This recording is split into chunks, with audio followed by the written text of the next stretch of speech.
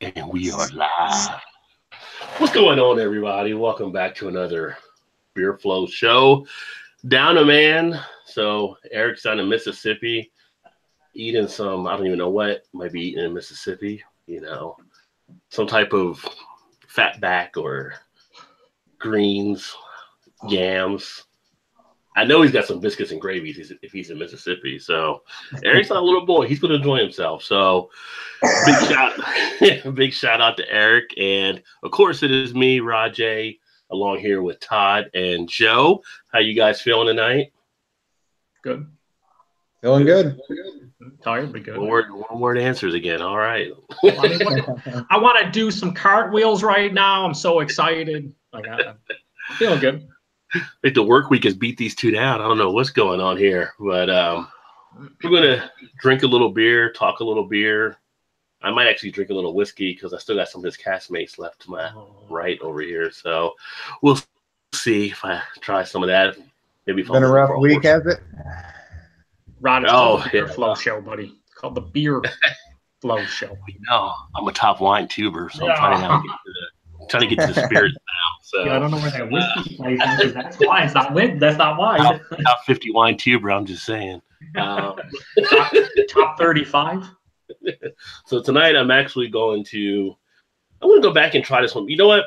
This is going to lead me to another point that I'll talk about here in a little bit. But Hazy Little Thing IPA wasn't the best of the big three or bigger three, so to speak, of the craft beers. But a 7.99 6-pack is not a bad deal. But there's a reason I chose this one over the other one. So what are you guys drinking right now? Of course, it's a fucking price point. We know what it is. You don't have to tell us. You don't have to say anything. We know. I'm drinking Hudson Valley Brewery. They're known for their sour IPs and IPs. They're IPAs. This is their amulet. This is a sour IPA with blueberries, hibiscus flowers, and the dry hop Citra mosaic. And spoiler alert, it's fucking amazing. So review on my channel in a couple of weeks, and it might be the first ever something out of something. 88 out of 100 perfect beer. First little something something.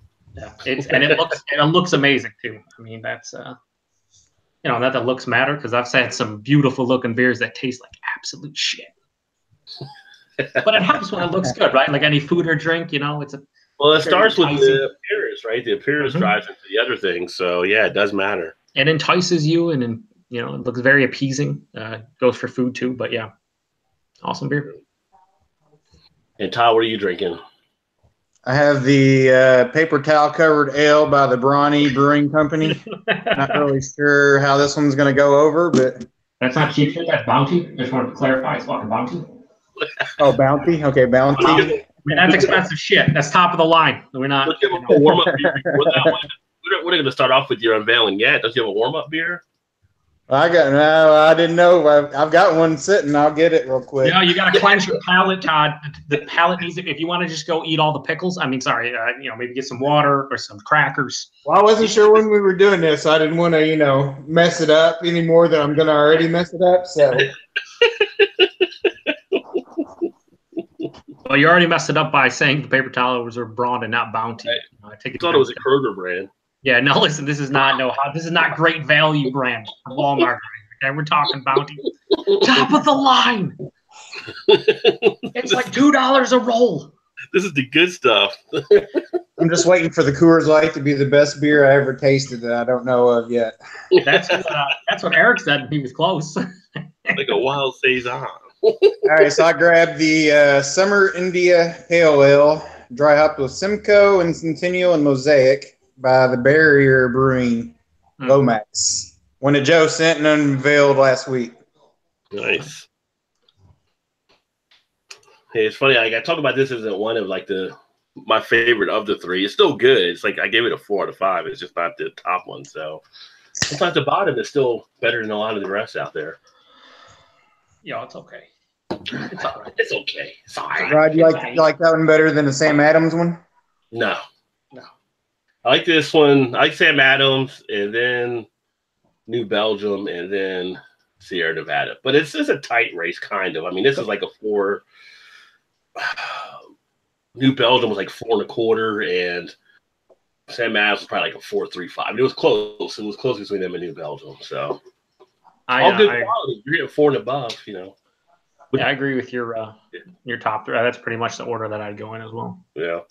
But it's funny. So what I was going to say is, so I went in because, you know, we do these different beer shows. And usually when we do the hangouts, you like to have beers around that you're not going to have, you know, or you're going to do a review on, not do a review on, right? So every other beer in my house, all 100 plus, however many, are like one-off. So I had to go buy something else to do for the show. And got to the store, and Sam Adams, New England IPA. Here we go, Joe.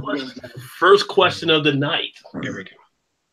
A 4-pack of the pint cans. And for you and for the listeners out there, they took their sale off of it, right? So then it's like, is it worth $10.99 for a 4-pack of Sam Adams IPA for the New England style? Depends on my mood. Those dollars, you might as well, you're going to put dollars to them or put dollars to someone else at that level. Yeah, and an average, if I'm walking in and it's just they're not on sale and there's other beers and stuff, no, I wouldn't buy it. But if I was if like I wanted it, it's not a bad price. It's just in comparison to everything else I'm going to buy, probably not worth it. Yeah, I mean, if I could walk in again, Rod, $10.99 for the 4-pack of the pint cans. Now, mind you, I could walk into the same Kroger and they've got like 6-packs of Rheingeist or 6-packs of Mad Tree or 6-packs of some of your other craft breweries that are at $9.99. And a couple maybe at $10.99. So you're even getting more ounces on some of their 6-packs than what you might get. I kind of looked at it and I was like, well, that's kind of a weird price point to put that at. Would it be worth actually picking that up? Because it is a good beer. I'm not saying it's not, but versus some of the other ones you have out there for the craft beers, I think you might get some better value on the other ones. Yeah. I don't know if they price themselves a little too high for where they actually should be. Yeah, well, it seemed like I thought those were like $8.99 for a 4-pack normally. Well, they were on the deal, and then they took it off and put them back at $10.99. Oh, okay. Yeah, so $8.99. I think the $8.99. I know it's only a couple bucks, but I think the $8.99 price point seems to be more in range for that. And then you get like a 6-pack of the hazy little thing IPA for $7.99. Yeah. So picking up more ounces, you're dropping a few less dollars, and you're off by, for me, like a few points in how you would look at a 4.3 beer versus a 4. I can live with that. So that's how I ended up with the hazy little thing IPA. There you go. Or you just good rationale there, Rod. Good rationale. Yeah, it was a good rationale. Or like me, you're allowed to drink a fucking single beer per day, and then you review it, and then save the other half to drink on the show because you can't fucking ingest any more calories. That works for me right now. Unfortunately, I wish I could just pick up some drinking beer.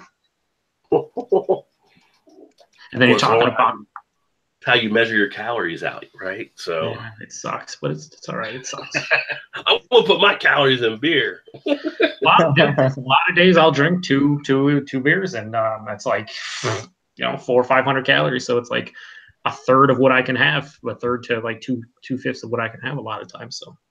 So do you track the calories on a calorie counter? Like, do you use Fitness Pal or? Yep. I do. That's a good one to use. They used to actually do some craft beers in that one, which is pretty cool. And I found this website, and it pretty much lists what your average, like, it's not exact, but like calories in beer, and it lists servings from 4 ounces all the way up to 22 ounces by percentage. So like this Amulet beer I'm drinking is 7%, 16-ounce can. Whatever, it's like 285 calories or whatever, 250. But if they're using other things like non-fermentable sugars and stuff, it can increase it. But I use that as a generic base, so I kind of have an idea, and it's working so far because I've lost a decent amount of weight, so it's working to some extent. Nice. Yeah, you're doing some good stuff there. You're dropping some poundage, so yeah, 10% of my body weight or so in about 9 weeks. And you're eating that fruit. I can't force myself to eat fruit enough. Yeah, dude. That's one thing that I'm enjoying because, like strawberries, for instance, they have like, I think it's like 3 or 4 calories per strawberry. So I can have like 25 strawberries, or I can have a half of a Snickers bar. Well, I can eat like 50 strawberries for the equivalent of a Snickers bar. Now, I don't eat 50 strawberries. What I'm saying is it fills you up more with less calories. It's a Snickers bar. Snickers bars are great, but about 3 bites down, that's like 220 calories. And it's like, and those 3 bites are fantastic. But that's also a lot of calories. I mean, don't get me wrong. I fucking love all that stuff. Yeah. Oh, no, you're right. It definitely, yeah. But I a couple weeks ago, I bought like raspberries and I bought like blueberries, grapes. They end up in the trash can because I never get around to eating them. I forget about them. Oh, they're done now. I can't eat them. Well, the one thing too is like so many. I try to go to the farmers market occasionally. You know, a lot of times like it's so early and they usually sell a lot of stuff, but like their stuff lasts a lot more. Like I get it in the grocery store, and a lot of times you'll buy like I buy a lot of strawberries, cherries, and like peaches and stuff, and give it a couple days, and the shit's almost rotten. It's like what the.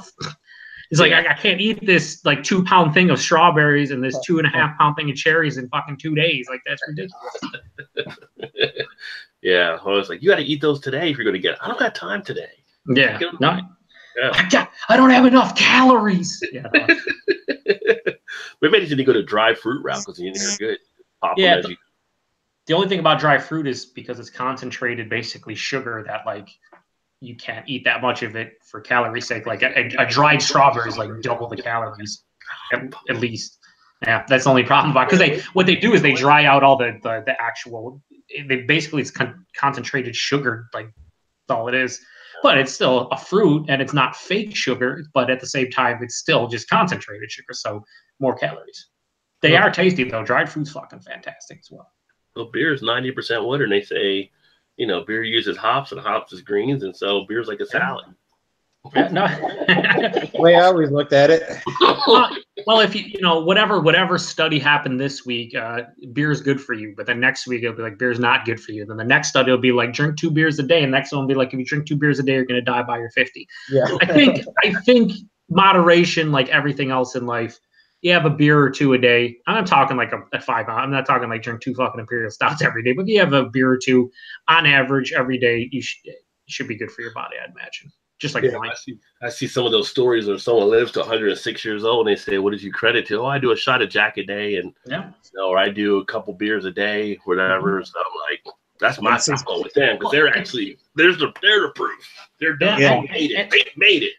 That and 6 pounds of bacon and eggs every morning. And that's the thing. But it's like, you know, there's a lot of things, but everything in moderation. Like people be like, oh, don't eat fast food. Don't eat it every day.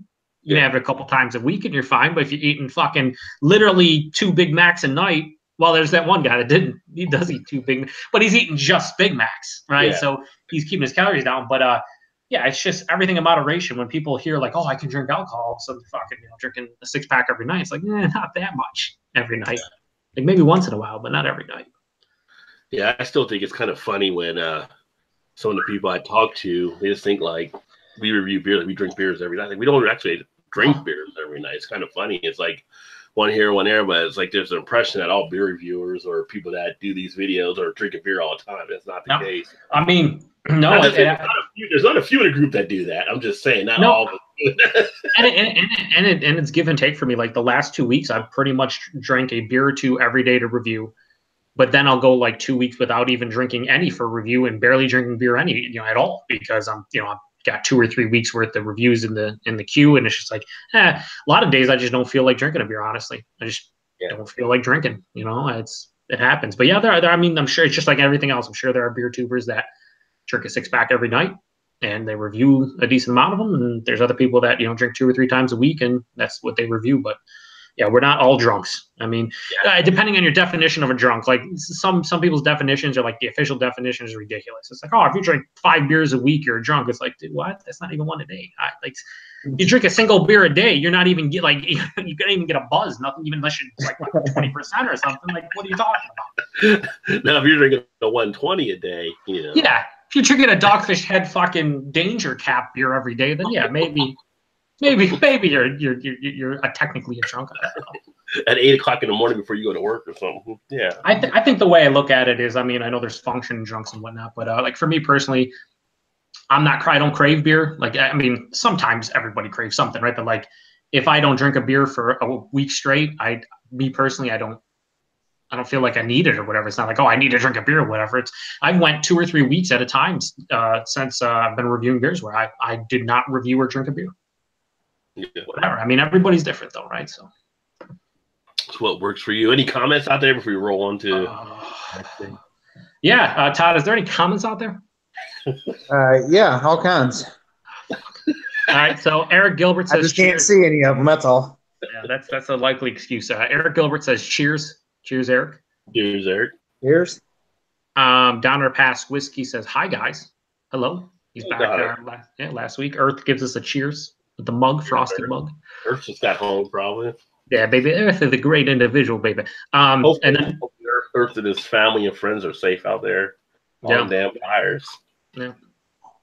Yeah, Earth, stay safe, brother. Let us know how you're doing. Donner Pass Whiskey says, exclusive. Here we go, boys. Exclusive. Heard a story last night about the cannabis beer Molson/Coors is going to sell in Canada, and they confirmed no alcohol. Heard it here first.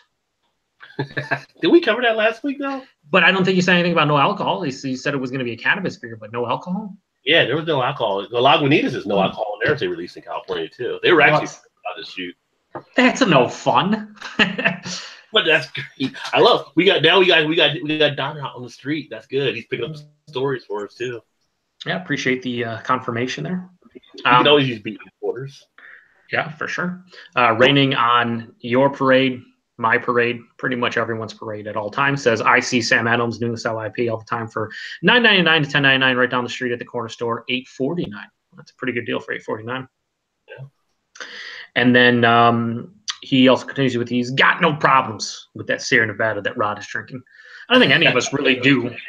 I mean, it's we were just rating them. You know, you rated out versus the other two. So yeah, I mean, it's a good beer. It's just not as good as the others in our opinions. That's it. It's like the other half. Someone's got to be the bottom beer to brewery, but guess what? It's better than a lot of other people out there.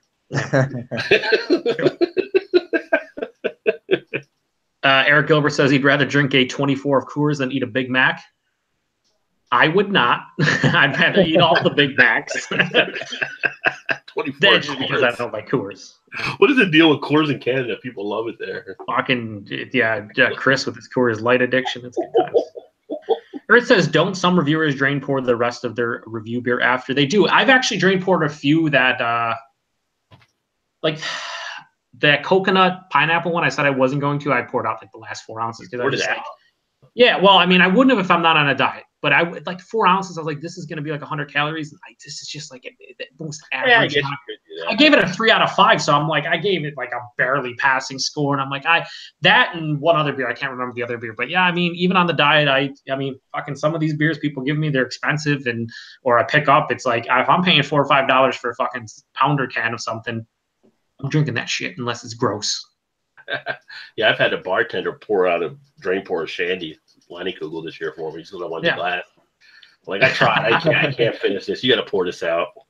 Just give me the glass. He started laughing. I will say this, though. To each their own. I used to be really, I don't know. I would get angry when I'd hear, like, beer tubers who poured out their beer. The only way I would continue with that anger or, like, just I think it's kind of stupid is if somebody gave you the beer, like in a beer mail trade where they spent their hard earned money. So like if I drank porter beer that you guys gave me or something, it's like you guys spent your money, you sent it to me. I'm not gonna pour it out, even unless it's fucking absolutely gross. But if you paid whatever you paid for, we're getting a little bit of echo now, Todd. Yeah. Yo, what's up? I don't know. No, it's gone. I heard you echo, but I didn't hear me. Well, maybe it was wrong. I don't know if we both heard it.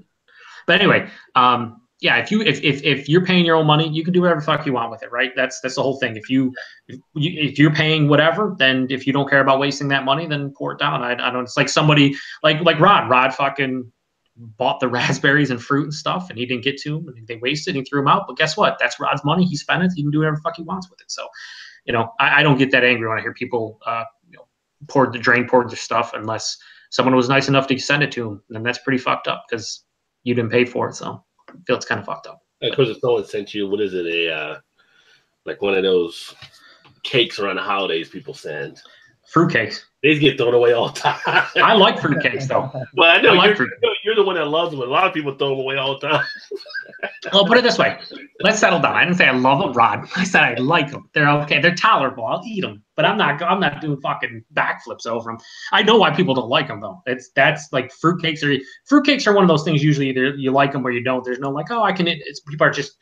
People who hate them really hate them, though, to the point of like throwing them out. They're not a fan. Because normally by the time you get them out of the store, they're harder than a brick anyway. Yeah, if you've ever had like a really fresh, like my grandma used to make fresh fruitcake, and she would put brandy in it. She'd make it with brandy. So That's cheating, Joe. Oh, yeah. You know what? It was fucking tasty.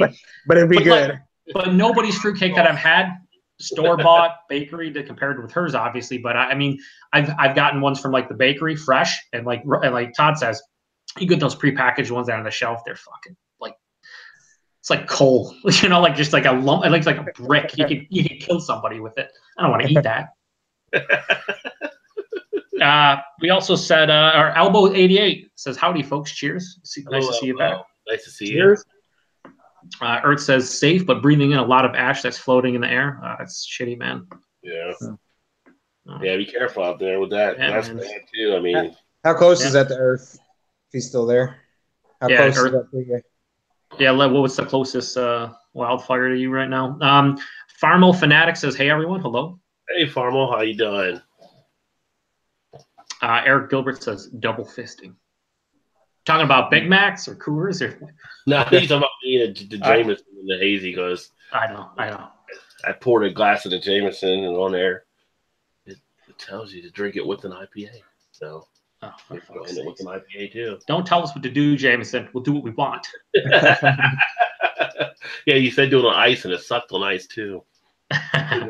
But actually, I say it's something you can't get the IPA. I'm drinking it neat, and I'm still not getting the IPA out of it though. But as far as whiskey, it's all right.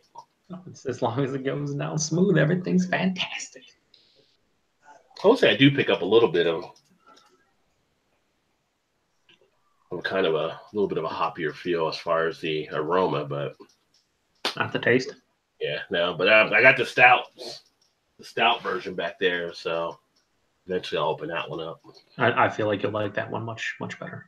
Yeah.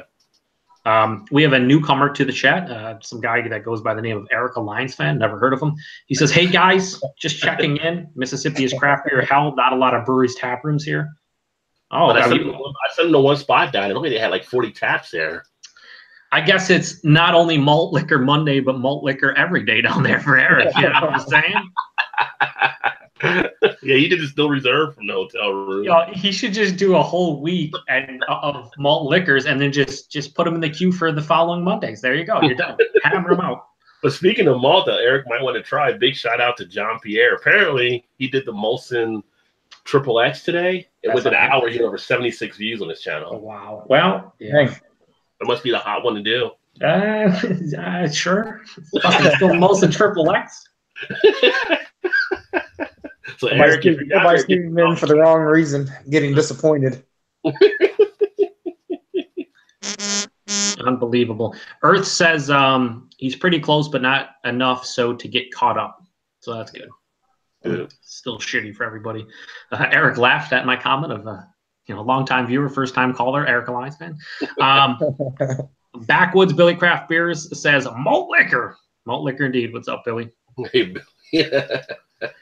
And then Earth says, not even a Mississippi mud, Eric. Oh, I see what he did there.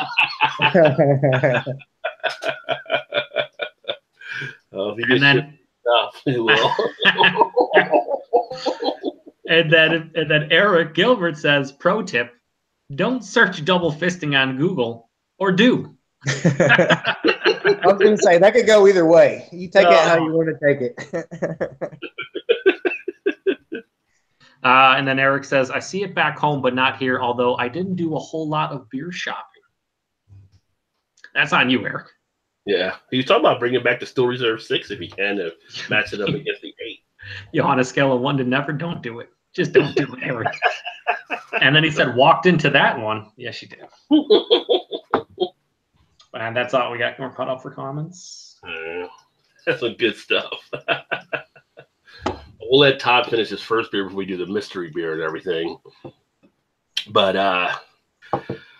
so I saw this piece earlier, right before we actually launched the show, and it was like, you got to be kidding me on that, right? So apparently this guy that writes for the Chicago Tribune, I'm not going to call him a writer, but technically he's a writer.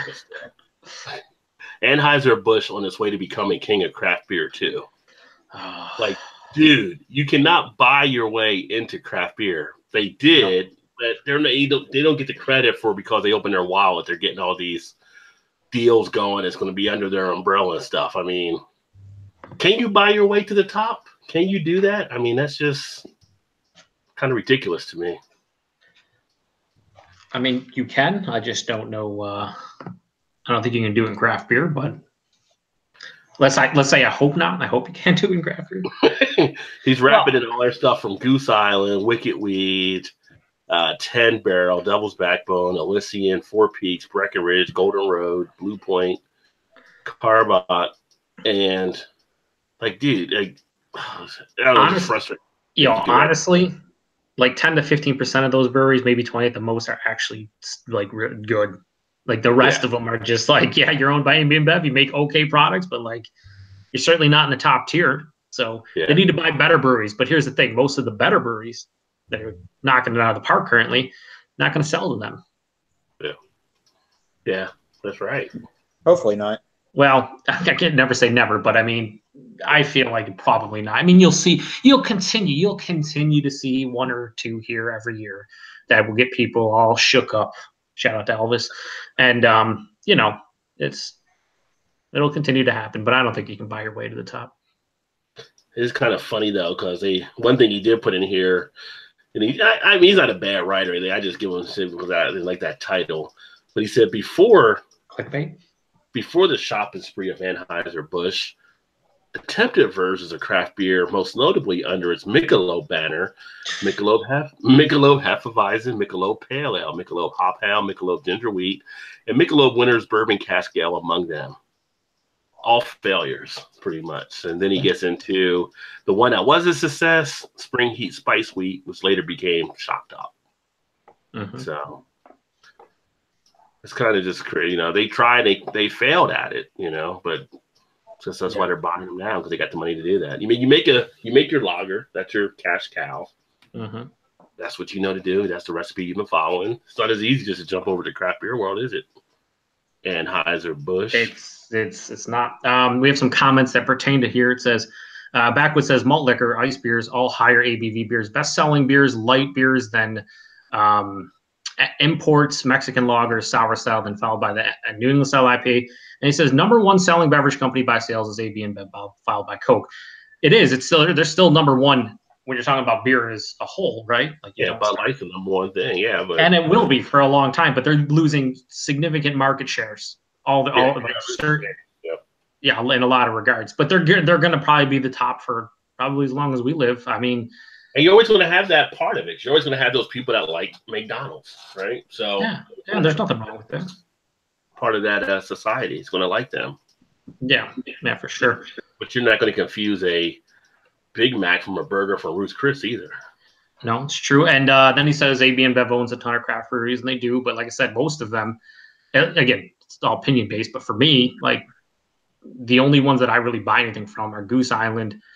I can't get Wicked Weed here. I was hoping that when they bought Wicked Weed, they would get better distribution, but they really haven't. And Elysian, once in a while, if I see some of their stuff, it's good. But their stuff was good beforehand, so it hasn't fallen off. Eric Gilbert says Diageo bought their way to the top.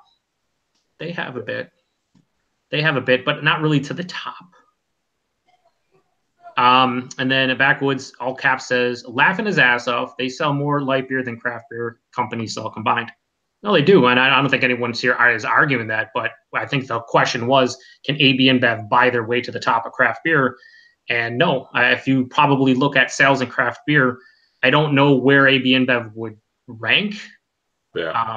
I mean, if you're looking at here's the way I look at it too. When you say buy your way to the top of craft beer, if you're talking just strictly sales numbers, they might be able to, if they buy enough breweries like Goose Island to have huge distribution or are well known. But when I'm talking about top of craft beer, I'm talking actually quality products, and AB InBev, I don't think they'd have to buy a lot of breweries craft beer wise to get to the top in terms of quality. What they're doing is they're basically buying them for their balance sheets. So they're buying these companies out there. They're not really getting the respect of the craft brewery community or brew association, all that kind of stuff. They're just trying to fill their balance sheet with getting these assets on their books. But it's like, yeah, but you're not getting respected. Like some of these breweries now, they're getting disinvited from a lot of stuff too in the craft brew world. There were companies of craft breweries that pulled out when they would allow Wicked Weed to come into something or allow Devil's Backbone. Devil's Backbone had their own thing in their own state. And once they sold out, they didn't want them in it. They were basically at Devil's Back. It was like, wait a minute, we were like the big driver of this. The first year, Wicked Weed, they had their whole Functorium thing, and they had to actually cancel that because like 2/3 of the breweries pulled out. They weren't happy with it. And I can tell you from the beer festivals I've done, when these guys have shown up after that, like there was a corner, I did it when we did the outdoor one last year, and it was basically the AB and Bev were over in this little corner with the Wicked Weed and the Lycian and the Golden Roll stuff. And during the time when people are coming through, those tables are hardly getting touched. They don't even send their salespeople down there. It's just like, it's over there. Like, you want to wait in line for the other good stuff? Oh, let's grab this while I wait. Yeah. And then he says, Budweiser Freedom Reserve Series has been successful. Is that an entire series? I thought it was just the one beer. Is it more than one? Oh, just the one that they had out there. But what's the success defined, though, right? So, I mean, again, some people are going to buy Budweiser. Going to buy Budweiser. Like NASCAR has the biggest likability of any of their sponsors, right? People will go to Kmart because Kmart sponsors their favorite driver car, regardless of what you say. You get a better deal at Walmart. No, I'm going to Kmart, regardless. That's Dale's car, and I'm going with it type situation. So. And then Malted in Montreal shows up. And actually, hang on, we have Earth. There's a lot of comments. Earth says, I'd rather have any of those beers over Shock Top. I don't disagree. Like, I don't know. I haven't had all the beers under the AB and InBev umbrella, but right. For me personally, Shock Top is not, you're not shooting high when you get a bad beer, right? For me. Yeah. And I've had 10 Barrel, wasn't impressed with 10 Barrel. Had a Lycian. I do like a Lycian. I like some of the Golden Road that I've had, and I actually like some of the Devil's Backbone I've had. So, yeah, Breckenridge, another one. Breckenridge isn't bad either. I had some of their beers too. I was actually hated to see them actually go into the umbrella just because they do make some good craft beers already. But I understand it. I understand the business sense of it. They don't seem to be messing with them too much yet, anyway, or it doesn't appear to be from what they were before. Yeah, I mean, the only thing that ever came up about possibly messed with, and nobody ever knows the true thing behind it, was the Goose Island stuff, right? So after they were purchased, they had the infection issues, but they don't know if that was just that from bad batches or what, or if they're trying to get them these shortcuts, you know. Yeah. What else we got?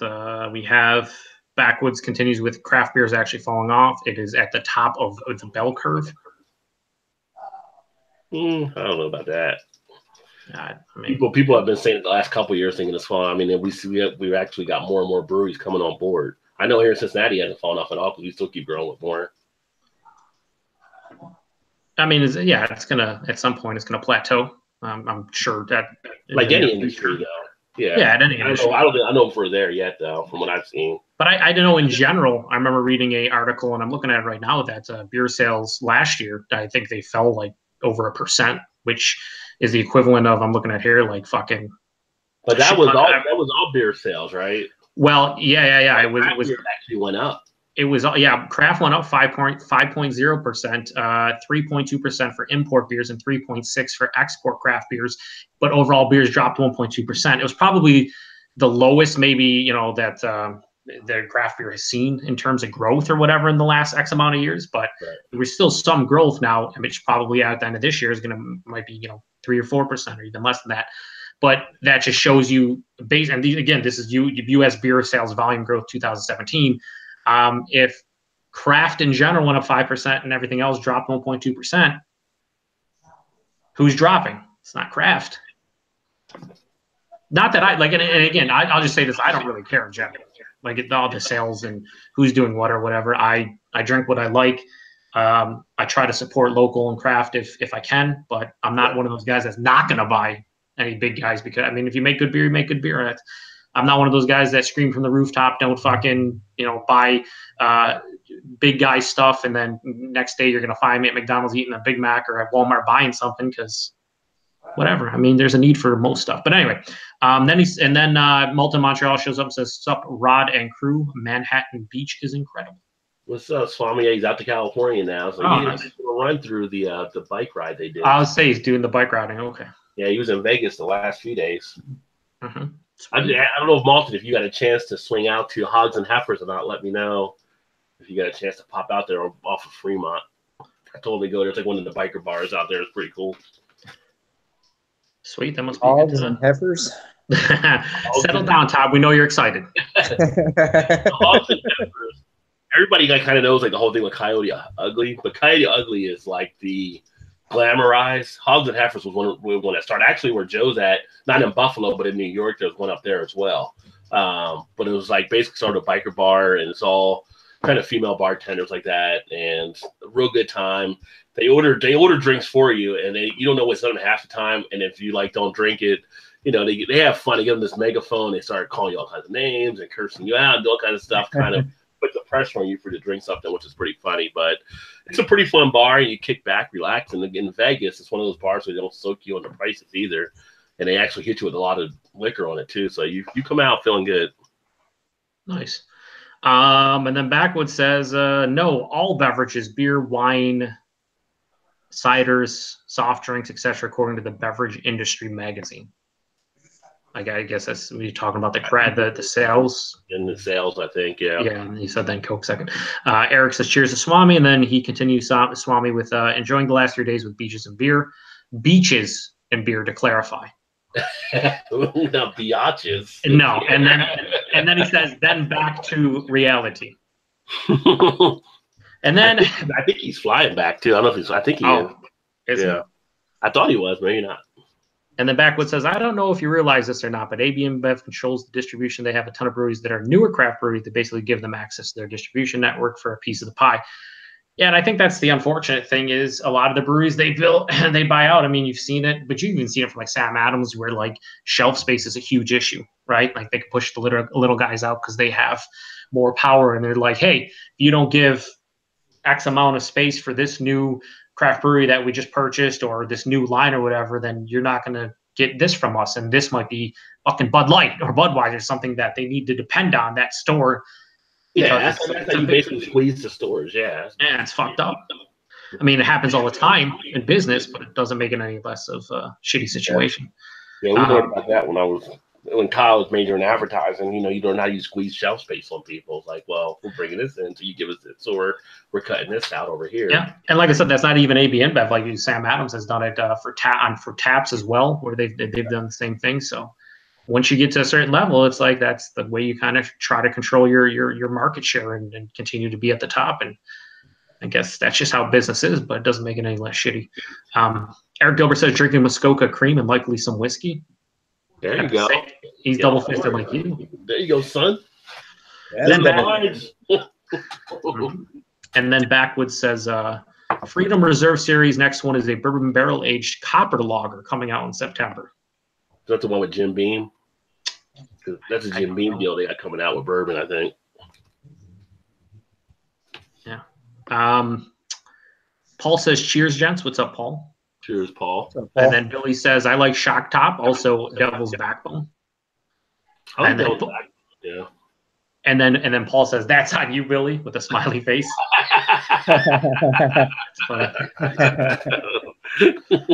And then Billy says, top of the bell curve since 2015-16 when was first trend too many breweries, according to the Craft Brewer Association, as well as Beverage Industry Magazine, Beer Magazine, etc. Well, it's probably trending down from whatever the peak was, but it's still growing. You know what I mean? It's like they may have had whatever 10% of the growth back in 2015-16, but last year they had 5% growth. So yes, it's trending down, but it's still going up each year, if that makes any sense. But the concern is also don't really get caught up too much in statistics. Like my professor first told me when we went to statistics, tell me what you want and I'll draw it out. Yep. That's statistics. So yeah, and then he said, and then Malted Swami says, anyways, just want to say hello, off to drink some more. I think he meant off to drink some more. I don't think I don't think he meant off the drink. I think he meant off to drink. He's in Manhattan Beach. He's not going to be on the internet too long, you know. I'm surprised we get as long as we get him out there in San Diego. Yeah, and he says, later, fellas, happy with your growth, Rod. We'll do another hangout when I get home, bro. Yes, sir. And then Backwoods Billy in all caps says, yes, it is craft dropping. Fact, I love craft beer, not just a craft beer Nazi. I like macro beer as well. Well, I can't speak for anyone else here on the panel, but I am not also a craft beer Nazi. I am of the opinion, drink what you like, and I don't discredit anyone as a person or anything for drinking. I mean, perfect example, Eric, a Lions fan who is on this channel almost every week, his favorite beer is a Miller product. And that's fine. You drink what you like. And I just think it's shitty. And again, this can reach out to all businesses. I think it's shitty when the bigger companies buy out the smaller companies and try to push out the smaller guys. I know that's how business works, but I'll say it again. It doesn't make it any less shitty. I don't care if it's craft beer. I don't care if it's food. I don't care if it's produce. It's just not cool. I know that's how business works, but it shouldn't work like that. That's just bullshit. There should be enough room in there for everybody. The CEO doesn't need to make $50 million every year. He can make $30 million and still be fucking super rich. Bullshit. It's bullshit how this world works. Well, like Zuckerberg lost a ton of shitload the other weekend. He's like, oh, he's still okay though. He's Mark Zuckerberg. Mm-hmm. But it'd be interesting to go back and see how some of these other things. But I might have to research after one of our shows because there's some bars that are just doing all craft beer. They're not taking in any like Bud or Mill or anything like that to see how they're doing, how that's working out for them. Yeah. That'd be interesting to see because I would think a lot of the those type of bars would probably drive away a lot of business by not carrying those. I would think. Well, depending if you're in the right area, like say if you're in. Well, that's true. Portland, or if you're in Denver, or or Earth in San Diego, here in Cincinnati would draw a lot of people in still. If they're just doing just craft beer, it does have its place. Yeah. Trying to finish up these comments. Eric Alliance fan says, I'll drink an Arbor Brewing beer and crush a double quarter pounder. We know you will, Eric. No shame in his game, as they say. Yeah, Eric Gilbert says Deuce Brute is owned by InBev. A lot of people would be surprised to know what InBev was. Yeah, I mean, a lot of people and a lot of the same people who fucking drink like great craft beer would be surprised to know like some of their great beers, basically owned by a big, like Ballast Point. They're owned by Lagunitas owned by Heineken now at 100%. Yeah. It's like, again, the difference between somebody who's, as Billy referenced earlier, craft beer Nazi, or somebody who is a craft beer snob is somebody who looks down at somebody who drinks macro or macro-owned beers, and you won't find them on our panel. I'll tell you that much. I don't care what you drink. Drink what you like. Eat what you like. Do what you like in life. Anyone telling you that what you're doing is wrong, unless it's legal, that's on them. If they have a problem with it, then that's a problem that they have with themselves more so than anything else. There's difference between being a geek and a snob, right? So yeah, I mean, I'm a huge geek or nerd or whatever, but for me, I can troll and joke around and stuff, and I give people shit, but I do not honestly think like that. I don't. Again, and the weird thing for me is I don't understand what people get out of it. If I'm sitting here berating, say, Eric for drinking a Miller product, what do I get out of it? That's the angle I don't get from people. It's like, you're not superior because you drink craft beer. Just like you're not superior in life. Just because you're rich and own a lot of cool stuff doesn't make you superior to somebody who makes $30,000 a year and can only afford basic stuff. You're not a better person because of that. It's not how life works. So, material value and your how you want to make yourself look doesn't do shit for me personally. But whatever, everybody's different. Well said, Joe. Yeah. Preach on. All right. Paul says, I can't take this anymore. I'm switching to free range artisanal coastal water. Yeah. Fucking roll it up, baby. And Earth continues with you going with that Pac-Man yeast with that too, Paul? Yeah. Pac-Man yeast. Mm-hmm. Backwards Billy says, also contract brewing. Genesee contracts brews a ton of craft beers for breweries as the House. I know Genesee does. Yeah. I mean, I reviewed a beer in Narragansett Lager that's contract brewed. Even though they have their own brewery now, they still brew that beer at Genesee, which I find incredible. But Genesee brewing facility is pretty fucking huge. I've been there a couple times, and I can see why they contract brew. It's pretty fucking huge. Is the cream ale your favorite Genesee? Yeah. Oh yeah, it's probably my favorite non-craft beer because Genesee's not non-craft. Genesee cream ale is my favorite macro beer, so to speak. But then Narragansett Lager is pretty good for what it was, I thought. Paul says, what's in the ocean water today? I might get a 12% brew out of the deal. And then Earth says, probably some Exxon Mobil at about 0.3%. And then Billy said, I guess he disagrees with what you said earlier. He says, no statistics are accurate based on what a brewery does. I'm just telling you what statistics professors will say. I mean, statistics itself, you can always cut different things that go different ways depending on what you're putting in for your access control. So the thing is, yeah, it may be a curve, but the curve's always being reshaped all different every year. Something happens. So, yeah. And like I said, again, for me personally, I don't speak for anyone else. This stuff is fun to talk about, but at the end of the day, I don't really care about any of the numbers, or I don't even care about like any of the discussion about this brewery buying whatever. Like I said, I drink what I like, you drink what you like, you know. It's like last year was like 6,300 breweries, and I think someone put a number out this year saying it's now 8,000. Yeah, they're not really going down. There's more craft breweries still opening up. So again, it's where you're looking at it, where you're getting the data and stuff too. But yep. But whatever. We have a show. We talk about different stuff, so it's bound to come always up. debatable. It's like college football. You're always debating. Well, if so and so played so and so, they would have lost this type thing. So, what if? What ifs? Yeah, if they would have been in the championship game, no, you're gonna hold out one loss against them. I see how you are. That's true. Gonna love the SEC. This is coming from a Big Ten person, probably. So. Paul, Big Ten people think the SEC is like control and everything. Nick Saban controls and owns everything. Yeah. Paul says session water style Earth, and Earth replies with indeed, and then Paul says session ocean L SOA. Okay, Ooh. And then Paul and then Earth says blubbering whale L. Yeah, I don't know where this is going, but it's going in places that I'm not really sure. And then Raining on Your Parade shows up and he says, bullshit. George Washington said, in order to preserve the health of the citizens, we must brew good beer. People are not smart enough to decide what they like. Yeah, George Washington supposedly had a brewery there, right there in the vineyard or whatever. Yeah, he did. Jimmy Carter made a law where everybody could brew at their own house. 100 gallons an adult. True. Billy says we have a few craft tap houses. I believe that Hoppers in Salisbury has over 50 rotating taps. Only macro one is an old local Baltimore beer, National Bohemian, National Bo, he says, now brewed by Paps.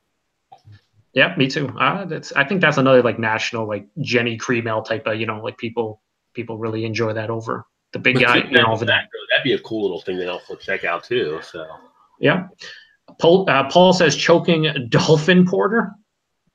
And then he says, Paul, what the fuck? And then he says, I like everything the masses don't. Simple. Ha ha ha. This is Paul. He's raging against the machine, even when it comes to beer. I will not drink that beer cold. I will not drink your American wild ale. That's not a wild ale. It's totally Yingling.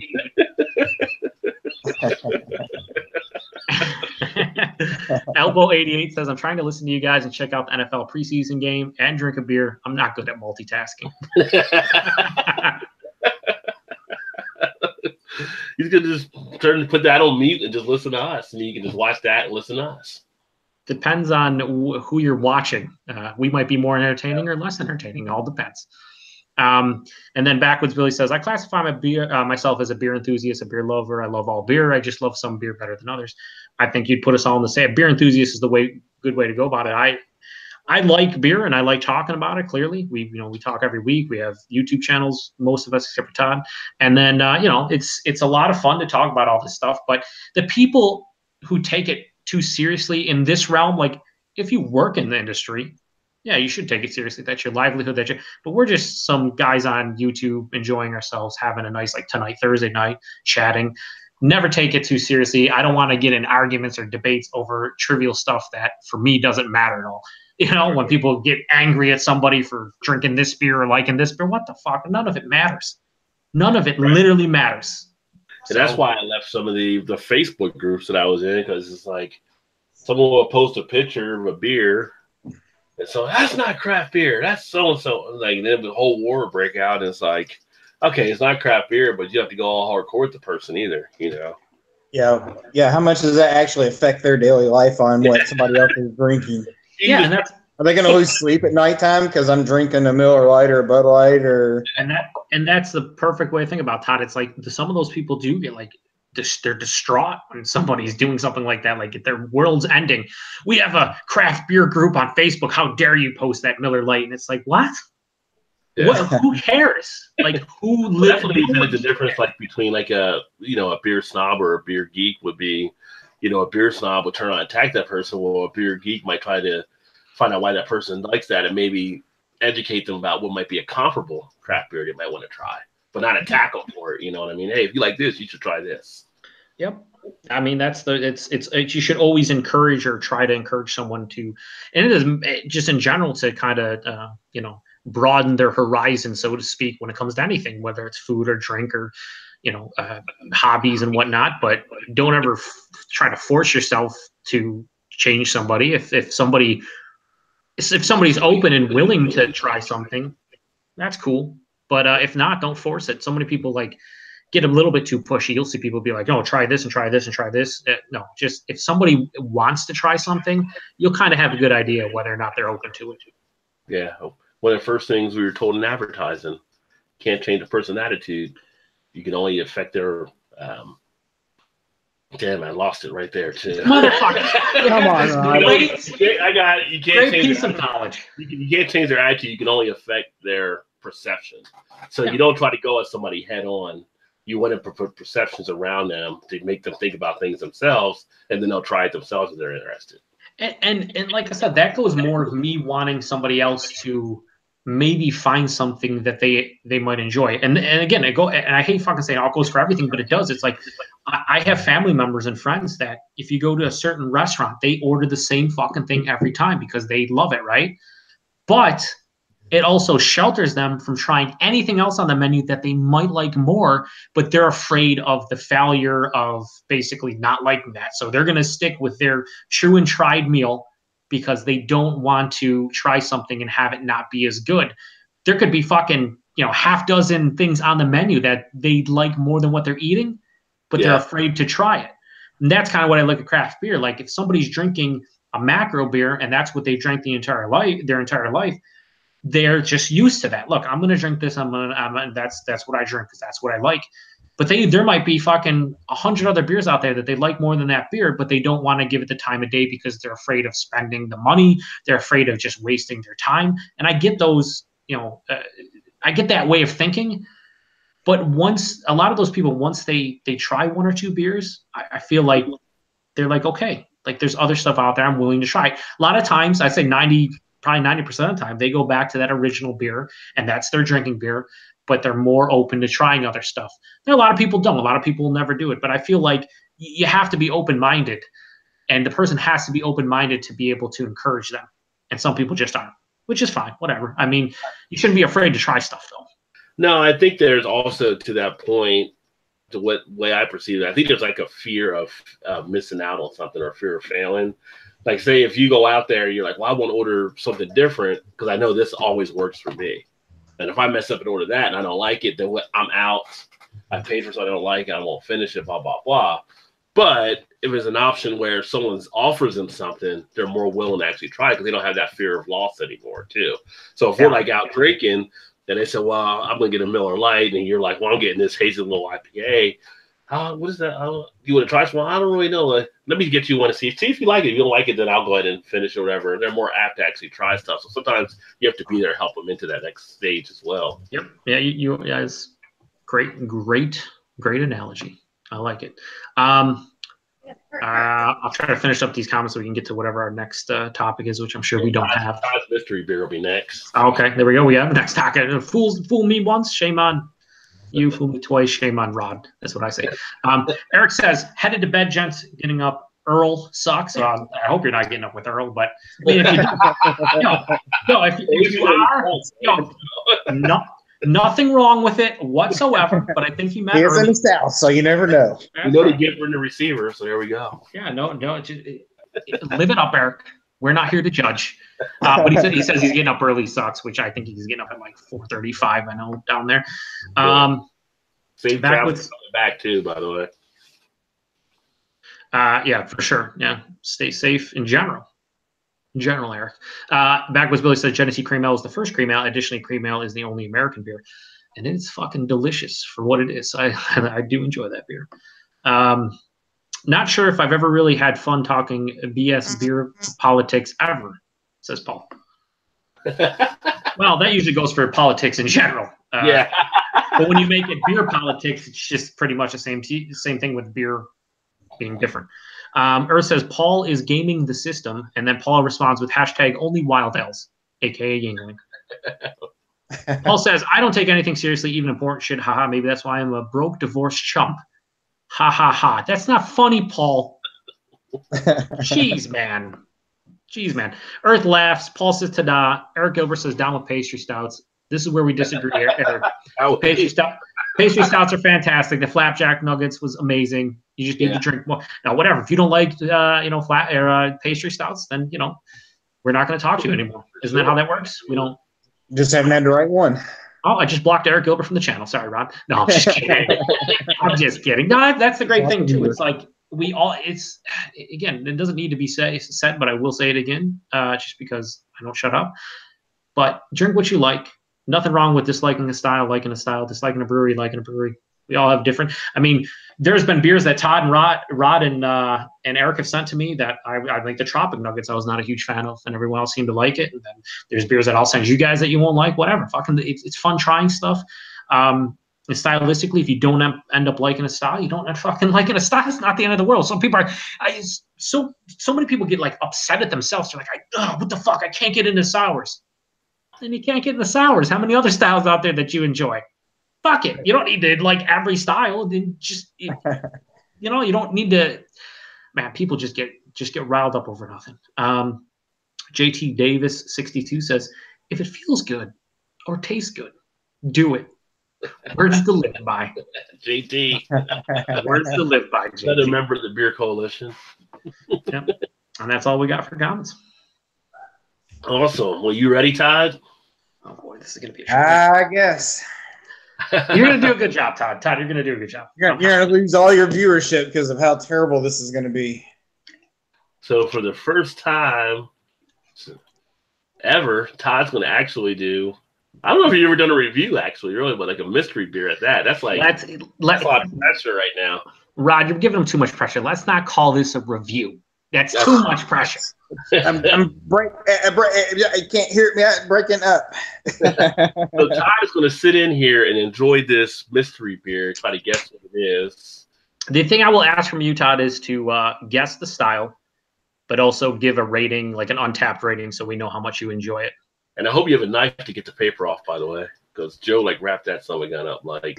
Because I watched you guys, I brought scissors and I brought a straight razor just in case. This guy is fucking prepared. What you guys don't understand is that's a paper towel, even though it is the quicker picker upper Bounty. At the same time, shout out to Bounty, by the way, we're sponsored. The thing is that it's still fucking paper towels, right? So it might tear or whatever. I made sure that wasn't gonna fall off. That was gonna fuck up. If it takes you guys an extra 30 seconds or like Eric an extra 3 minutes where he just rips it apart like a bear, that's fine. But it's better than the alternative, which is ruining the entire thing. So it's not the paper towel that's the problem. It's the 4 pounds of tape that's wrapped around the paper towel. That's the problem. Well, that's it, and you got to keep it on there somehow. You think the Bounty's gonna magically just adhere itself to the can without tape? I think your family's gonna hate you at Christmas. I don't give them presents because they complain.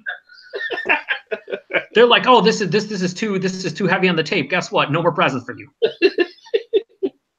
All right. Can you present Todd here so we can? So we can all see him. Okay, now give me a second here. Todd's like, please don't. Hold on. Dun dun dun dun. Dun dun. Dum dum dum. Can you all see Todd now? Yes, I can see about 700 Got of a them. bunch of them coming in there. There we go. I'm good now. Yeah. We added a 3D effect there, because of Todd's debut. Todd's looking. Only do it the right way, Rod. That's what I like. All right, Todd. So proper review here, buddy. Go ahead. All right, so I just poured, and the head quickly went away, but it's got some nice lacing on the glass. Your typical, I'm going to say, IPA, hazy style. Definitely smell the nice tropic notes on it. Some pineapple, maybe a little peach action going on. It smells really good out of the glass. Definitely I'm going to say, New England style type IPA. I'm going to guess That's what I'm going to go with at this point. Yeah, it smells really good. I've had it sitting out for a while, so let's see. With the 4 rows of paper towels that you've had wrapped around it, I don't think that it's going to warm up anytime soon. Actually, I think it got colder as I took it out of the fridge. Yeah, it's a great insulator. That's all it is. Yeah. Joe, you should go into like koozie business if nothing else. So let's go for the taste here. It's definitely get the nice fruity vibes on the nose for sure. Some little hoppage. Doesn't smell like a lot of alcohol presence up front anyway. Let's see. Cheers. Thanks, Joe. For sure, buddy.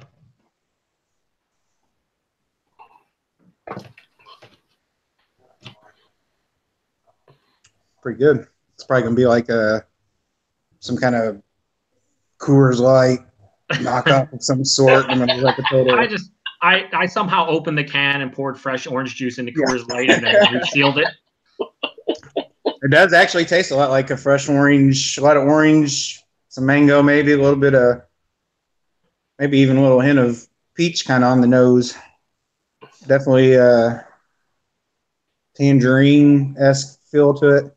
And Jello, perhaps. You could say that, I guess. I'm not going to, but you can say that. I did.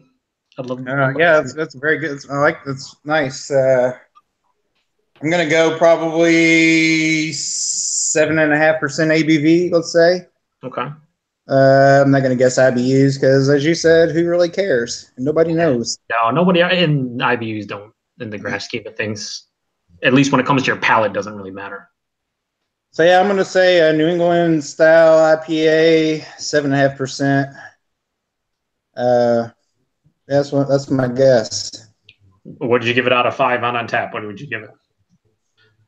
I'd probably go a 4. 4.25 maybe.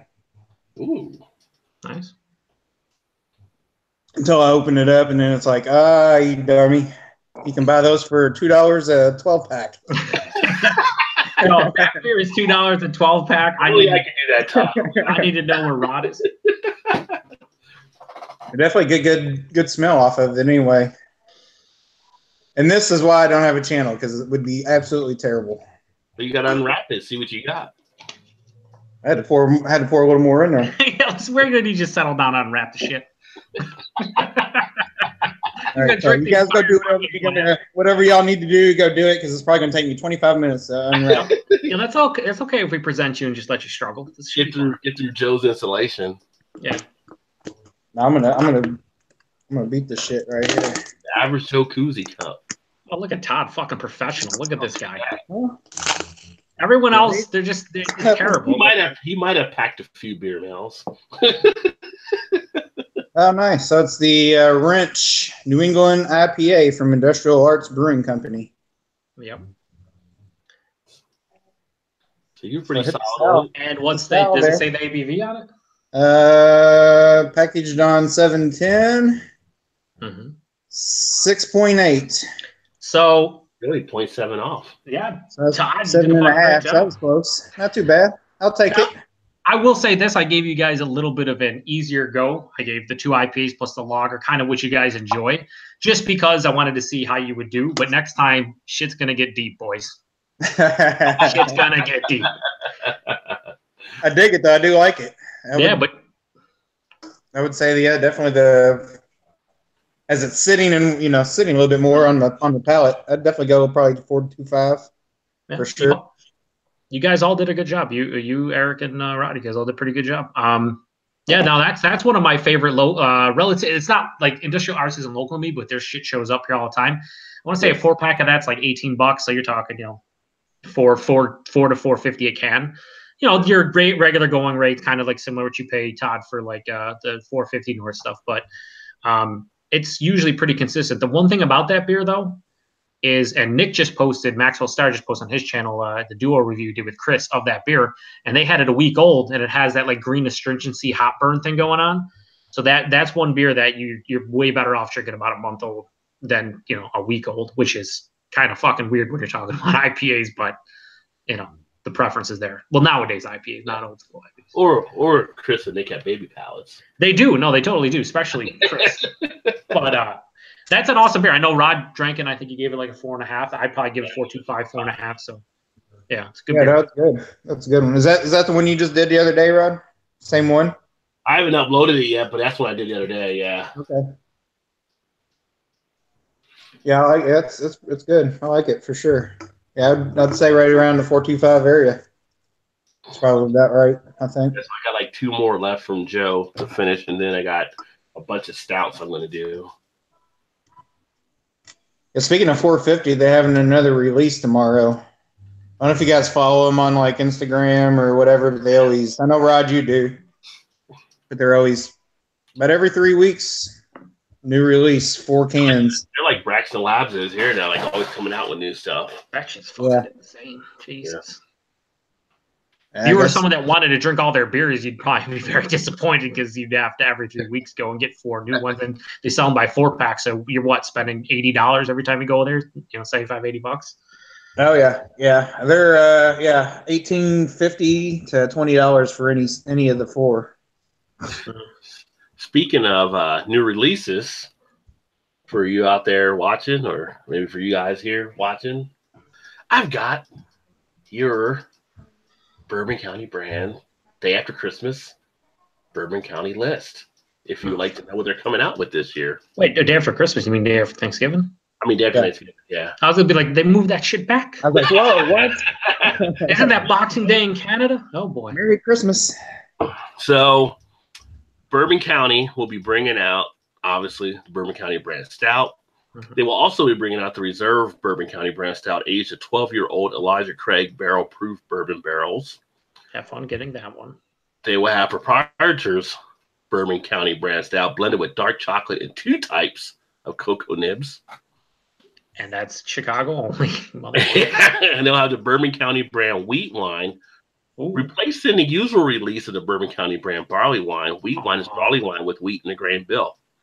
And that'd be interesting. Hopefully that makes it out. In New York, we only get the regular and sometimes get the coffee, but we have not got the barley wine the last couple of years. So now I want to try the wheat wine. Motherfuckers. I saw they were doing away with the coffee one this year. Oh, well, that's shitty. And then they got the Bourbon County brand vanilla stout with vanilla beans, the return of a popular release first made in 2010. You're also going to get this year the Bourbon County brand Bramble Rye Stout, aged in rye whiskey barrels. Then gets an addition of, hold on now, raspberry and blackberry juice and Paris, another former favorite. Yep. Then you got the Bourbon County brand coffee barley wine debuting this year. English style barley wine with Intelligentsia coffee beans from Guatemala. Yeah, that's a local that is the local coffee roaster in Chicago. That sounds fucking. I know, right? The last of the releases, the Bourbon County brand Midnight Orange Stout, made with chocolate and orange zest. So get your day after Thanksgiving shopping on. If you're looking for these boys out there, this connection rolling. All those won't make it to our markets. It'll be like, here's the fucking regular and maybe one of the others, and then you'll have to kill like 3 people and shank them in the neck just to get a fucking single bottle. That has to be the single most released variants that they've had, right? Yeah, it sounds like it. That's what, like 6? Was that 6, 7? Then they also said along with the additions of the new beers, Midnight Orange and Coffee Barley Wine, and the disappearance of the Neapolitan and Horchata, both were believable considering Goose Island made Bourbon County beers that mimicked Bananas Foster and a blueberry pastry in 2017. I can't even read this damn thing. I'm getting like thirsty watching it. Yeah. Another surprise is the lack of the brand stout, which you mentioned for the coffee, which has been an annual release since 2011. I'm surprised they haven't done, or maybe I'm wrong. Have they done a coconut variant of one? No, they did, and it was fucking the Chicago only release. They did was proprietary. So okay. And if you like the drafts, another variant that may find its way in the world of draft only, Bourbon County brand Tardy Tartan Stout, which is made with black currant and brown sugar. So a lot of Bourbon County news for this year because people like getting the bourbon. I don't wait in line for it, but some people do. You got something to look forward to now, Joe. we got 4 of the variants last year in my area. Did you? Holy shit! That's had to go to Louisville to get them, but yeah, that's not that far. No, like there's no way. I don't think anybody in. I'm trying to think. Last year in New York, I think I just got the barley. Was it the barley wine and the stout and everything? All the rest didn't show up. Which, don't get me wrong, those fucking amazing beers, but like you talk about all these crazy shit, and I'm like, it's not gonna show up. If you were gonna put a pizza museum somewhere, what city would you probably use? New York, or if you're talking in the U.S., if not, then somewhere probably in Italy. A pizza museum? You sound like a New Yorker now, Joe, because New Yorkers are angry. U.S. Pizza Museum is in Chicago. Chicago. I was going to say New York or Chicago. It's not even a fucking pizza. Look, I love deep dish, but that's not a pizza. That's a pie. That's a fucking pie. It's not a pizza. Get it with a knife and a fork. Get a pizza. Listen, and I'm not even from New York City. I don't have no. I'm just saying, I love deep dish and I love New York style.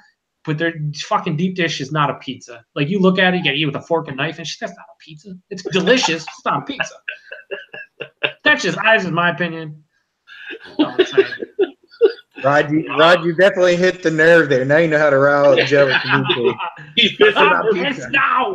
Yeah. You're angry. Here's Joe. You're just taking that knife and twisting it. You're like, here's all the Bourbon County and the variants. You're not getting any, but also the museum for fucking the pizzas in Chicago that produces not pizza but a fucking pie of some sort. Yeah, that's crossing the line there. That's crossing the line. Let me see if Joe falls into the stereotypical New Yorker now. I'll right into it. We're Western New York. We have nothing in common with New York City except for pizza, apparently. Now, they put the Wings Museum there. You'd really be upset. If they put what? The Wings Museum. You really. If they put the Wings Museum anywhere else, then whoever fucking built that museum deserves to get punched directly in their forehead. They'd be like, "Oh, let's put the Philly Cheesesteak Museum in fucking Miami." Like what? No. That's wrong. That is so wrong. Any more comments out there? I'm sure there are, but I'm pissed. No, I'm right. I'm seeing red. Seeing red. We have JT Davis says, yes, I'm an unabashed hedonist, but an ethical hedonist. Okay. Fair enough. Fair enough. Eric said before he did the mystery beer, he goes, it's OJ Nuggets. Todd has been regifted. That would have been hilarious. That would have been great.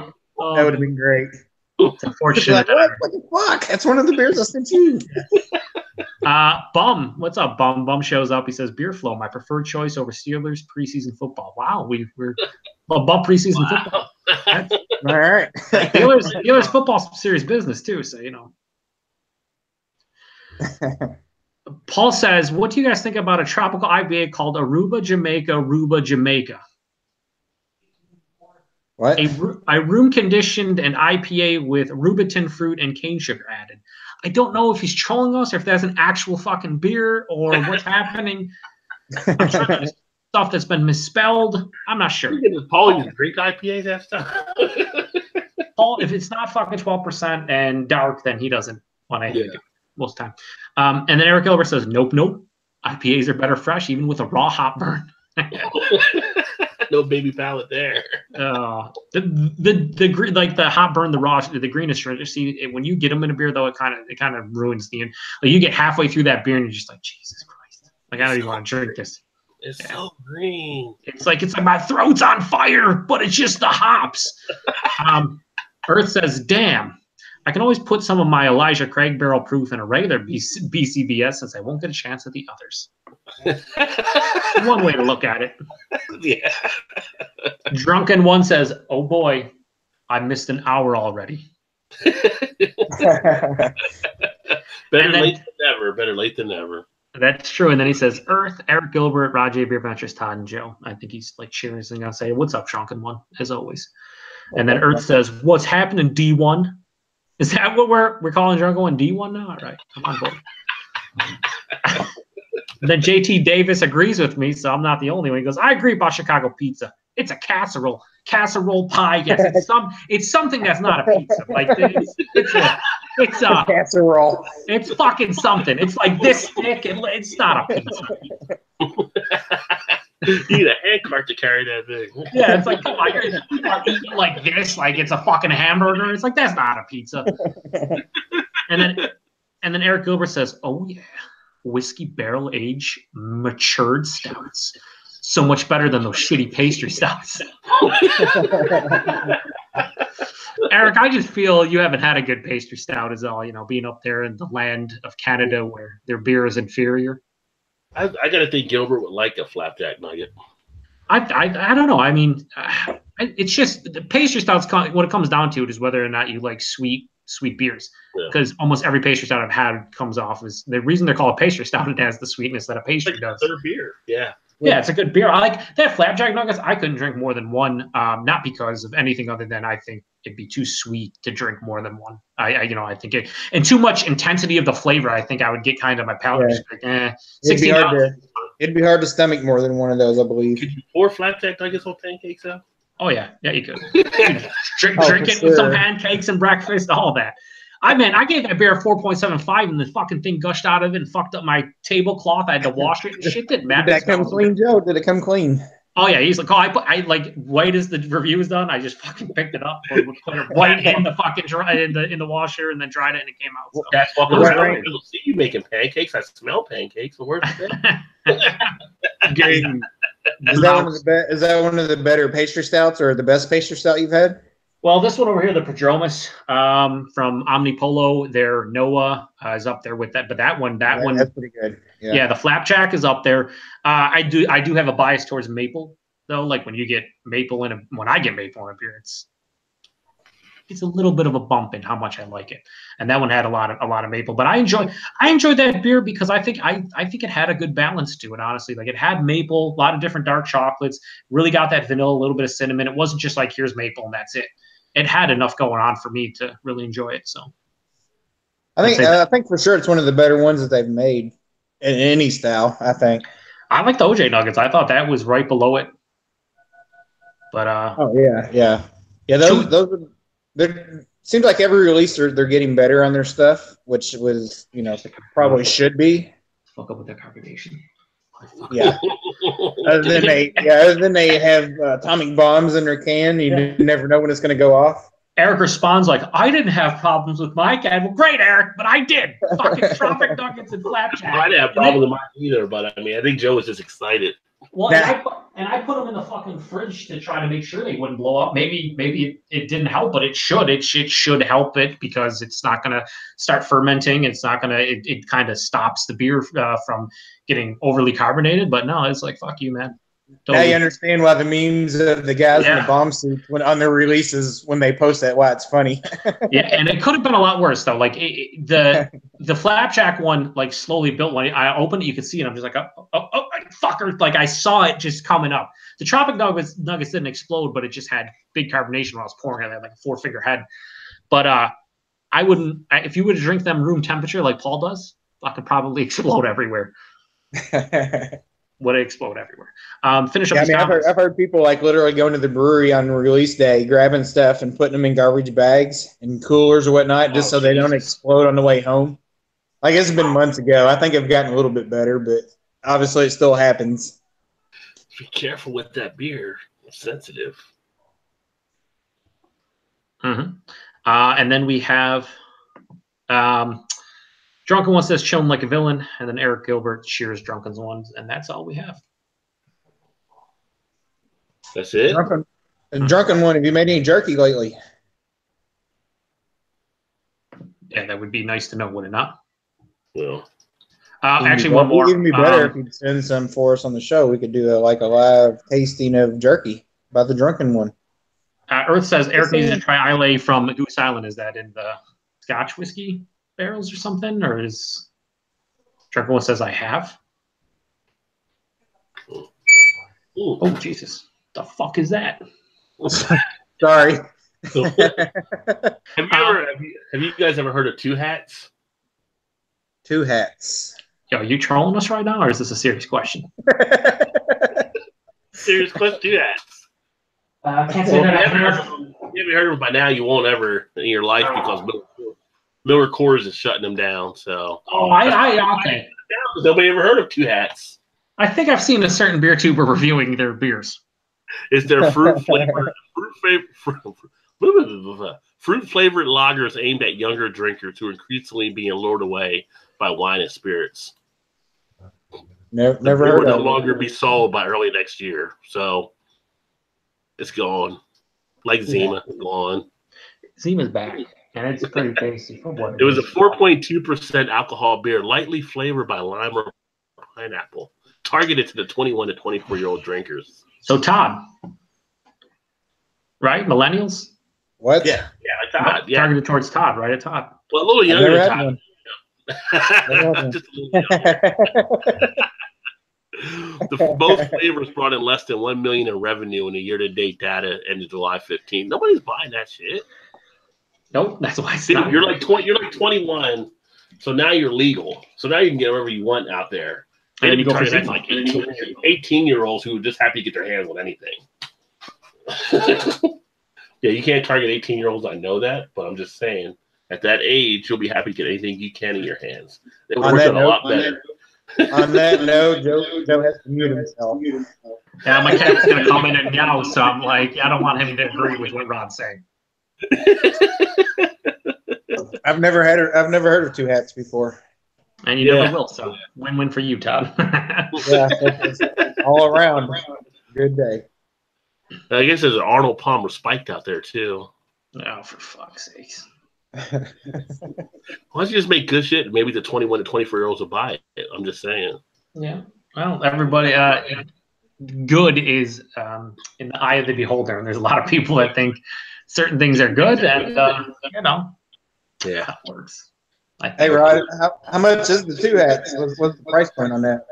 Oh, I don't even know. I didn't even put the price on there. I just say it's going after less than a year. It wasn't enough to entice anybody. And if it was cheap, it would make sense for the 20-something-year-old. I mean, for 4.2%, probably not that much. I mean, What wouldn't what's think? like Rita's cost you? Kind of something like that, I would think. Well, actually, Rita's is twice the strength of that. So I was going to say, those are... Yeah. Hell, even the seltzer water, alcoholic seltzer waters are 6.2 or whatever. This is not Joe D's share beer. I don't know why you're bringing Limeritas up into the mix here. I'm just saying, Miller Coors had a bad idea all the way around. We considered other people that are out there doing stuff. Yeah. No wonder. But Great American Beer Festival, Hazy IPA reaching epic heights, set a record for entries into the Great American Beer Festival this year. And there will be 3 new categories for Juicy or Hazy Pale Ale, IPA, and Double IPA at the Great American Beer Festival. Nice. So where some people are still trying to say it's a fad, they're accepting it out there in the beer. No. When do they have that? Is that in September, or is that already passed? Good call. Festival held September 20th through 22nd in Denver. Okay. And guess what? You can do other stuff besides beer in Denver, too. No, you silly goose. No, you can't. What else is there to do? No. That's still one festival I'd like to go to at some point. Yeah. But that's what Joe D went to, him and Mark last year. They had a blast to see out there. So I don't even think they went to the festival. I think they were going to other stuff around the festival. Bum wouldn't know if he's still watching. Yeah, it was him, Mark, and their other buddy Tom from New England. Yeah, Tom, that's right. Yeah, that seems like a good. Sounds like a good plan for a live beer flow show. Yeah, that'd be cool if we all got out there at some point. That would be a good time. That'd be crazy. Yeah. A couple comments here. Paul says, "Sorry, I missed the mystery review. Was driving home with the kids." Well, Paul, you missed everything you hate in life, which is a Todd and a New England style IPA. So perfect. No, but yeah, it was what was it? It was Wrench from Industrial Arts and Todd did a good job. Todd stuck the landing. Yep, he said 7.5% for ABV. It was 6.8. He said New England style IPA, and it was, and he gave it a good rating, like 4.25, and it's a pretty damn good beer. He enjoyed it, so did pretty good job not being a beer reviewer. So his opinion's invalid. Actually, all of our opinions are valid. Let's be honest. It Drunken is one. what it is. That's true. Drunken one says, I need to send some jerky out, and then says, hey to Paul. And then JT Davis 62 says the top hat is one of their fake craft brands. 2 hats. Beer for people who don't like beer. That is a great slogan. That is a great slogan. And then Eric Gilbert says, oh yes, everything is shit in Canada, with a little winky face. Well, there's one thing that's not as bad in Canada, and it's a guy that's orange, and that's all I got for you. With great hair. Yeah. By great, I mean terrible. But what else we got going on? We got Paul says, when he asked earlier about it, he says, I was trying to ask if a rum-conditioned tropical IPA with Reubenton fruit and cane sugar sounds interesting. Was thinking about brewing one. Paul, it sounds interesting, but it also sounds like everything you hate again. Like you always bust everyone's chop for the juicy New England style IPAs and stuff, and here you're trying to introduce fruit and throw it into rum barrels and add cane sugar. It's basically a pastry IPA at this point, but it sounds interesting and very, very intriguing, to be honest with you. Be cool. If you want to send us one, all of us to homebrew, we can do it on the Beer Flow show. Hey, there you go. That would be a cool thing, as long as it doesn't explode. I have had a rum barreled IPA before. It's actually pretty good. Barrel run. What is it? Rum runner? Rum aged, IPA aged in rum barrel. Rum bum. I don't know how popular those are or how much they actually are out in circulation. I've not seen too many of them, but it was interesting. It's pretty good. Paul says, "Yo, drunken one, let's make beer clear again." Oh boy, the Dems fighting words, Paul. Here again. And then Drunken One says, "Oh yeah, I sent Drunken One the wrench too." He says the wrench was great. Joe sent me one a while ago. Yeah, when he sent me the jerky, I sent him the Heineken and some other local craft beer, and wrench was one of them. He dug it, so I think that's an awesome beer. Like I said, it's one of the better. It's like every month it shows up here, and it was damn good. I was just going to ask you how often you get those. Is that something you see on a regular basis? Yeah, at least once a month they show up, and there's usually not limits. Usually, can buy whatever, and it gets pretty good distribution around here. Most bottle shops get it, so, and it's usually fresh, like under a week old when you get it too. So it's like, you don't have to. It doesn't show up and it's already 2 months old. And you're like, what the fuck? Although 2 months on that beer would probably be pretty tasty considering fresh how harsh it is at times. Yeah, I mean this one here is not even a month old yet, and you've had it for week or so, or I had it for at least a week anyway. Yeah, when I sent to you, it was like less than 3 weeks old or so. So maybe right around 3. And I had it in my fridge for like a week. I bought it like the week before. Yeah, so you can't beat that. That's pretty good. Yeah. Damn fine beer, I'd say. It is. It's good. Oh, that's why I sent one to Rod and then sent you. I put it as the mystery beer because, like I said, I didn't want to go crazy.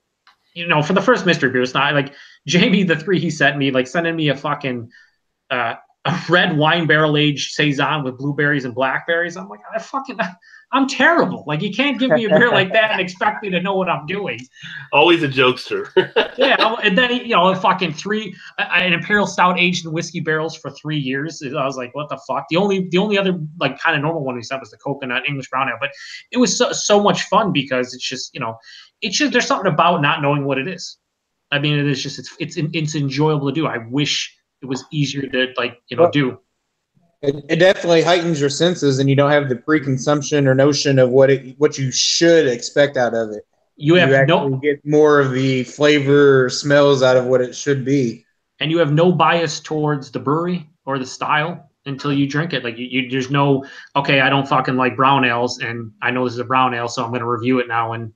Chances are I'm probably not going to like it or not really care for it. It's like, I know nothing of it. It's in a fucking can or a bottle. I can't see anything. I'm going to pour it. The only thing I can rely on is my eyes, my nose, and this terrible palate. And it's fun. It was fun. I like that. It was enjoyable. Mm-hmm. Let's see. Paul says, feeling left out here, Joe. Ha ha ha. Paul, I'm going to send you a beer mail probably within the next couple of weeks. It was funny because he sent me right when I was sending you the beer mail, Rod, all of you guys the same day. He wanted the Southern Tier beer that I sent to you, the one with lactose, and so I was like, okay, if I see it next time I go out, I'll pick one up for you, and I'll send him a small beer mail because it's been a while. Although I sent him a huge mystery beer mail last time, Paul. So you owe me, motherfucker. But it's okay. No big deal. No big deal. I'm going to definitely send him another mystery beer, and it probably won't be Yingling. Or maybe it'll be Yingling Black and Tan, and you can call it like a fucking sour ale of some sort. It should be fun. Yingling Light. It's just yes. Is this a Flanders Oud Broom? Yes, it is. No, wait, it's just Black and Tan from Yingling. Eric said he'd send some money to Paul to try his rum barrel-aged IPA with the fruit in it. He says, I'm trying to get the brewery thing running, so gotta brew styles I may not always enjoy. Well, that's true, Paul. Yeah. True. Yep. No. What's that? No, you go ahead. No, you go ahead. No, I was gonna say, just like, like Joe Dirt said, it's not about you, it's about the consumer. That's right. That's a great quote. Isla Stout sounds fucking good, says Eric Gilbert. He says Raffman from Unibrew used peated barley malt, and I love that one. Oh, and we got somebody in here that's solid. Anyway, I'll read that. Paul says, I'm listening pretty much. Earth laughs. Because of a couple comments above that. Eric Gilbert says, moved on to Canada, a Canadian club, 20 years old, more shit from Canada. So he's drinking Canadian club, 20-year-old. Nice. More shit from Canada. Eric, I was joking. I love Canada. You guys are fantastic. The way South Park portrays you guys, spot on. Spot on. From a man that visits Canada once in a while. I mean, I go to Canada all the time. But speaking of Canada, I think you guys touched on this a little bit on Nick's show last night. One of the pieces I was looking at earlier today talked about basically there's a brewer's revolt taking place in Canada about the whole dollar beer. I think you guys talked about it a little bit. Oh, yeah. Yeah, we talked about it. Basically, they're trying to set the minimum for beer being $1, which is only a minimum, so you can still charge what you're going to charge. But, apparently some of the brewers are up there tweeting it out and, we're not playing this game. You pay for what you get type stuff. So, yeah. Kind of to be an interesting thing taking place. Yeah, it's one of those things where, and that's kind of what we talk about right now, is like that buck of beer is geared towards people who aren't going to buy craft anyway. So I don't think if you're a craft beer drinker, you expect your craft brewery to offer a beer at $1 unless you're Rod J and you get all the deals, because A, they're not making money on it, and B, their stuff's quality. They don't want to be selling it for a non-quality price, Yeah.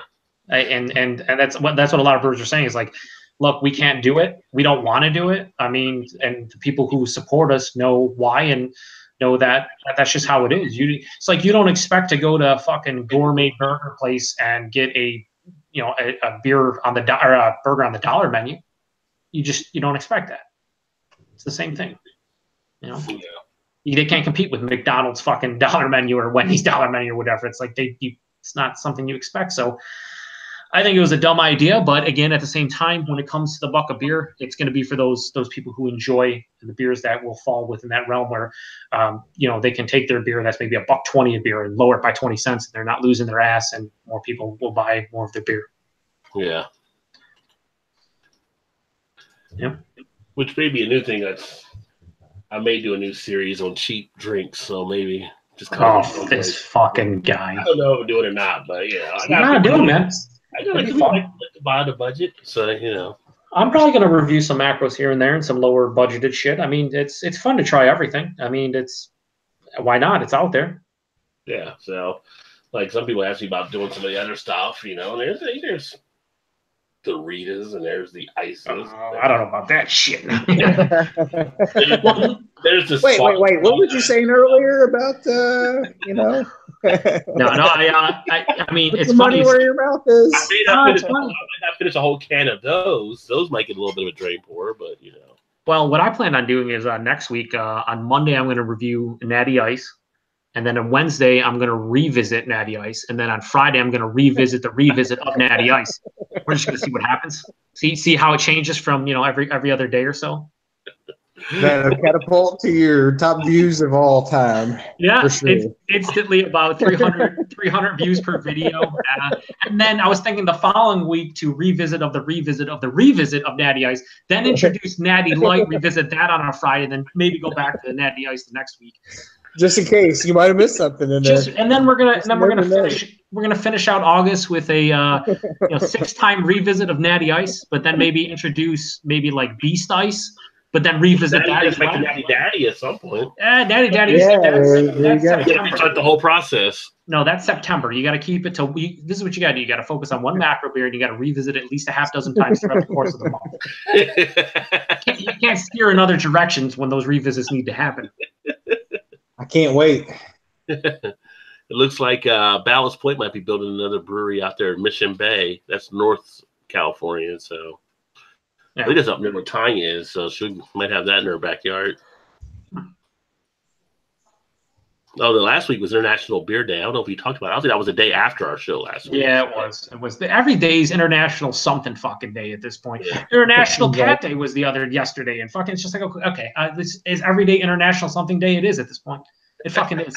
It's just an excuse for people to fucking drown their sorrows in whatever the International Day is. So, yeah. I wish International Beer Day is every day for us boys. I guess there's a Gen Z now. I didn't realize that. The what? It says millennials are creating a modern crisis for some of the most iconic, and it's talking about millennials not drinking beer, but it's saying millennials and Gen Z are more likely than older generations to prefer wine and spirits over beer. So Gen Z is after the millennials. And then what do you got next? Like Gen A1? I mean, how do you go where you're at Z? You're at the end. Where can you go to the next level? How about you think of something original and not fucking stupid as all hell? And it says more likely than older generations to prefer wine and spirits over beer. I'm trying to think back when I was a kid. I'm pretty much sure, like watching Bewitched, they pretty much preferred spirits because Mr. Tate would have a bar in his office. And it was never beer. It was always like gin, vodka. You watch Mad Men? They weren't drinking beer. A lot of them. They were drinking pretty much hardcore spirits. So scotch or whatever. Yeah. We actually have a good question here, or I guess comment, a couple of them from JT Davis. But if you want to finish this up, finish it up. No, you're good. You're good. I was just there. Unique effect on that one. That's all. Well, we'll go back to the other comments real quick, and then we'll go to him. Paul says hashtag American Old Brune when talking about the black and tan.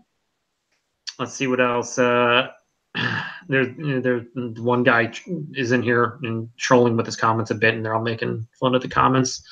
Okay, so JT Davis, his comments are the only ones I'm going to read here. He says, I understand the economics of craft brewing, but I kind of have an issue with their tap room prices. Wouldn't you expect slightly lower prices at the tap room? Why buy there when I can get it cheaper at the grocery store across the street? It's because most of the time they have to pay all the people working there. I mean, they have to pay the servers and whatnot too. So whenever you go out to eat, it's no matter what, if you go to the tap room, you go to anywhere, it's always going to be more expensive than buying it at home. And it goes for anything. It's like, and I know this isn't a great comparison because people are actually cooking it, but it's like you go and buy a burger at a restaurant. It's always going to be more than buying a burger at your house and making it. You're getting served. You don't have to do anything but order it. So it's always going to be a little bit more expensive at the tap rooms. But the only thing I would say, it depends on the tap room though too. Like, so where I'm at here, and Todd knows of the brewery called Listerman, they don't soak you down in their tap room. Like if you get a flight of beers, a flight is like $6 or whatever, which is lower than a lot of the other ones. And I talked to them about that before, and it's like, well, we want people to keep trying our beers. We don't want to soak them. We're a mom and pop type brand type thing. Some of the other places, you're 10 or 12, and you're maybe getting maybe only 3 beers on their flight. So that does come into play with some of the breweries, and some of the people do notice that as well too. But yeah, it depends on your region. Across the most, you're going to pay a little bit more just because it is, you're paying for that little extra there because it's not like a macro type thing, a McDonald's type thing. You're paying for that extra to have that good beer. Yep. And then he also says yesterday was hashtag International Enthusiast Day. And then he says, well, yes, I've worked a long time in the service industry, and I always tip more than 20%, but spending close to 20 for 2 pours seems a bit excessive. Most of the time, though, that's an issue. That's a bit gouging. There's a lot of breweries that will gouge too if they know something's hot or they know something is, the flavor of the month, so to speak. You'll see a lot of raised prices, and you see it occasionally. Certain like New England style IPAs, for instance, and pastry stouts and stuff. Maybe the ingredients would dictate they bump their prices a little bit, but that much, you think? You think that much? Like double the price of a normal beer? Probably not. Probably not. But like you were saying, it depends on the tap room, and I'm sure if we all went to our local breweries in the city, let's say we went to 8 to 10 of them or whatever, Right. you'd probably find different prices for the similar styles at almost every single brewery, and same thing with flights and stuff. I mean, I've seen flights as cheap as $4 for $5 to $4 for $12. Like that's the discrepancy is huge, and I'm not talking like the one for $12. Their beers were significantly better or higher in ABV or anything. It's pretty similar, and it was just like, well, why is yours 2.5 times the amount that theirs is? Right. Yeah, I don't know. And there are some times where I've seen some where it might be 3, but the size may be different, right? So you might be getting 3 5 ounces. Yeah. Instead of the 4 3 ounce or whatever. So they usually go 4 to 6 ounces. I find. I should say. Yeah. Nobody wants to hear me back again. Somebody's shit's playing. Not ideal. I know our local tap room, they'll do a 5 ounce or a 5 beer pour, 4 ounces for like I think it's $12. Yeah, and it's you get kind of across the board anything you want for the most part, almost. I always feel I feel like the average is about $2 for each whatever pour in a flight. I feel like the average price that I pay is probably $4 for $8, right? Typically. So if I get 4 for $12, I feel that's quite pricey. But if I get 4 for $5, then I start thinking to myself, what's the quality of this beer going to be? But a lot of times it really doesn't translate. It's just some places charge more. Could be location too. If you're downtown in the heart of the city, I feel prices are higher. And if you're outside in the rural or suburbs, a lot of times they're lower. All depends. But they're going to always, I guess you're going to try to judge by where you're at and stuff. So that's a good thing to list them, and they're right off the Xavier's campus. So they get a pretty good deal there too. So. They got all the youngins that come in and be like, yo, I can only afford $6. Yeah, $6. What? We have the Party Source review. Says, "Sup guys? Is that Jo again, John? If it is, what's up? Yeah, man? What's up, Jo? I gotta get Jo. Let me know if you want to get together sometime and we could set something up. I know we talked about it, so I just saw the video they did. Apparently, above the Party Source Studio 1A. So if I can get a spot in Studio 1A with you guys, give me a shout. That's the first thing I thought. It was like, when's Rod gonna walk in to fucking Studio 1A? Let me know when you want to do it. I mean, like I said, I'm an independent, so you're only 15 minutes for me. So roll on through, son. I would pay absolutely zero money to see this, but I will watch it. Shoot me an email at rodjbeerguy@gmail.com. She told me to shoot him an email, but I don't have his email. Oh, I could shoot him a YouTube thing, I guess. Yeah, don't type it out though. Yeah. Right now. Do not type out your email, Jo, because not ideal. Or okay, I know what I'll do. I'll shoot it through the YouTube. If the email is on the YouTube, I'll shoot it through there, Jo. Well, you could do it through Facebook too. Isn't he a part of the Beer Coalition now? Oh yeah. Look at you. This Polish motherfucker doing something right. That's why Poland's making such good beers now. Not really. We're still terrible. We have JT says, I live in Chicago where Three Floyds is almost always $2 or $3 more than everyone else. Yeah. Three Floyds makes quality beer, though. I can't argue with that, but it's still, I mean, I get what you're saying, though, JT. I definitely get it, and it's the same pretty much here. There's no rhyme. There seems to be no rhyme or reason when it comes to the prices. Like I can honestly say that I haven't noticed anybody's beers being better at a higher price when talking about a flight. Not to jump in here, but I just saw the comment. I'm like, I'm not cutting in what you doing, Joe, because Joe, you're handling it nice. But I just saw James, because JT said call him James. He's in Chicago. So I'll be in Chicago in September, James.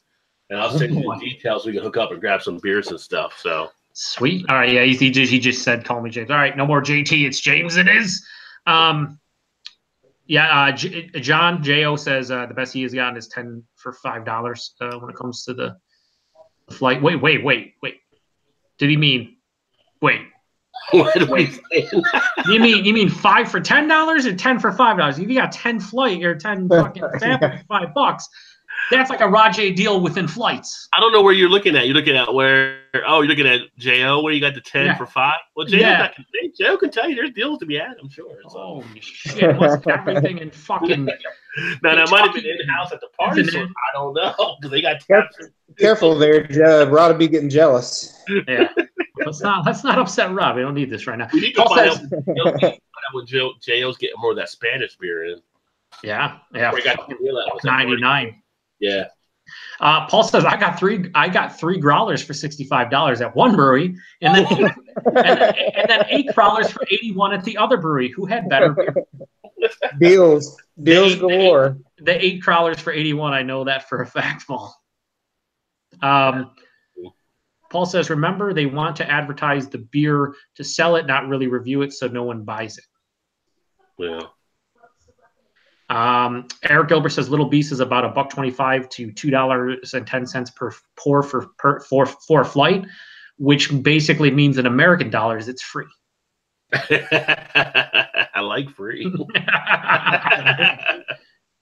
Oh, I got to give Eric shit tonight about Canada. I don't know why. I love it. I love Canada, but I always make fun of the Americans, so got to give it back a little bit. James says, I'm not really complaining. I love all this great beer around me and just don't make enough money. Yeah, I mean, that's the thing. Unless you're Rod, you don't get deals. Most of the time, you just don't get deals. And if you do, it's like you're fucking screaming from the rooftops, oh, my God, I got this 4-pack for $6. And then Rod's just like, yeah, me too, but like times 1,000. Well, look at Jo. You got a good deal there. Jo owns the Party Source, though. I mean, I'd imagine he gets great deals. And then James says, looking forward to meeting you, Rod. Yeah, I'll let you know. It's going to be, I think it's maybe the first or second week of September. I'll let you know for sure, though. And then Jo says 10 for $5 was correct. 3-ounce pours in Columbia, Missouri. So you got 30 ounces of beers for $5. That's a good size. Yo. That's 2.5 12-ounce bottles, let's say, for $5. That's pretty fucking good. Pretty damn good. Ounce wise, like he's got a whole flight, so he's got different flavors taking place. But if I go over here to Buffalo Bob's, I get a draft pour of 32 ounce for $5. But then you're going to a place called Buffalo Bob's, so you lose.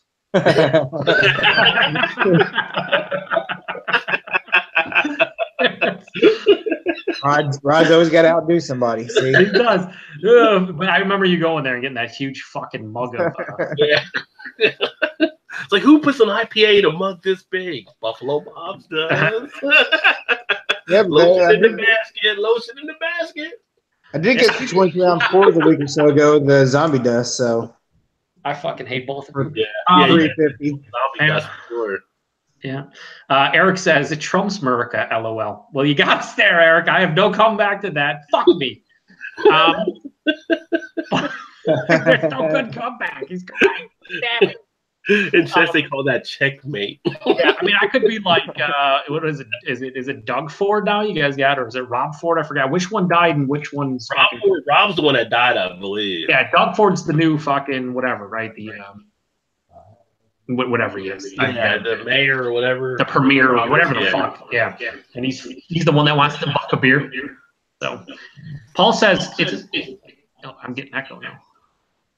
Echo? All right. No. No. He says no, I'm getting it again. Is anybody else getting? No, it's gone again. Jesus Christ. Paul says it's not you. Beer. No, you have one beer. It's not you. It's free. They actually pay you money to apologize for having to drink Canadian stuff.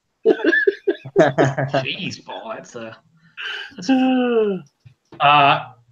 Jo says that made me LOL. Makes me cry a little bit. James says you can just take a stroll around the neighborhood, hit up 3 or 4 great breweries, all while burning the calories. That sounds like a win-win. I like walking tours that take you to breweries. I mean, it's like they're dangling a little bit of fruit at the end. I mean, the thing is, I go there with my wife, and she has to go to work the whole day. She's got to go. I'm like, I'm Ubering around town, and I'm getting me some beer. I see you when I see you. I'll be back. Yep. Eric says, "Buck a beer for." Mm-hmm. And then Paul says, again, Joe Dirt. That's when you get the road flare stuck up somewhere you might not want to get it stuck up. I can't believe everyone here is watching Joe Dirt and Joe Dirt is something. I mean, yeah, and apparently enjoy it because I enjoyed it. I thought I was like the only one. I saw part 2 though. I saw the second one and it was shit. But the first I one, didn't see the second one. It's really bad. But not in the first one's bad, but in a good way. Like it's so over the top, but it's funny. Second one was just like someone needed some money. Oh, is it you, David Spade? I get it. Yeah. I thought you said you had a Hemi. Getting a foot. I just like I like when we always say "dang" all the time. Dang. Trashy Jamie Lee Presley always works. Oh man, yeah, she does. And then James says hashtag biking to beer. Oh, biking to beer. Get this biking going on to the beer. That is. There you go. And we are caught up on comments, I believe. Yes, we are. Yeah. So apparently on the horizon now, because it works so well with cider, is a rosé beer. Oh boy. Like the piece that was done on Line Pair says, well, it wasn't inevitable. I'm almost like, you know what? It wasn't inevitable. They were going to come out with this type of rosé thing because rosé's been pretty popular. But you know what? It is being done by Brewery Ommegang, and they're doing a Saison Rosé 7.7% ABV farmhouse ale. The question is, do you drink it in a tulip with pinky up or pinky down? That's all. Pinky wherever it fucking ends up. Depends on how many of those you've had. Yeah, and Paul, when I say pinky ends up wherever it ends up, don't get any ideas, Paul. No, so that's kind of interesting. A rosé beer, and I mean, say what you want. Beer's going all over different places. That it's really a great time to really try all these different beers. So it is. It's fucking good times. Hey, the more variety, the better. You're trying to bring in people to drink your product. Yeah. Why not? Cast a broad net and see what happens. Yeah. Now, I haven't seen these ones, but Jo said, oh, actually, I did see one, but Rheingeist makes a few rosé beers. Yeah. And Eric Gilbert says, keep knocking Canadian products. That's what we want.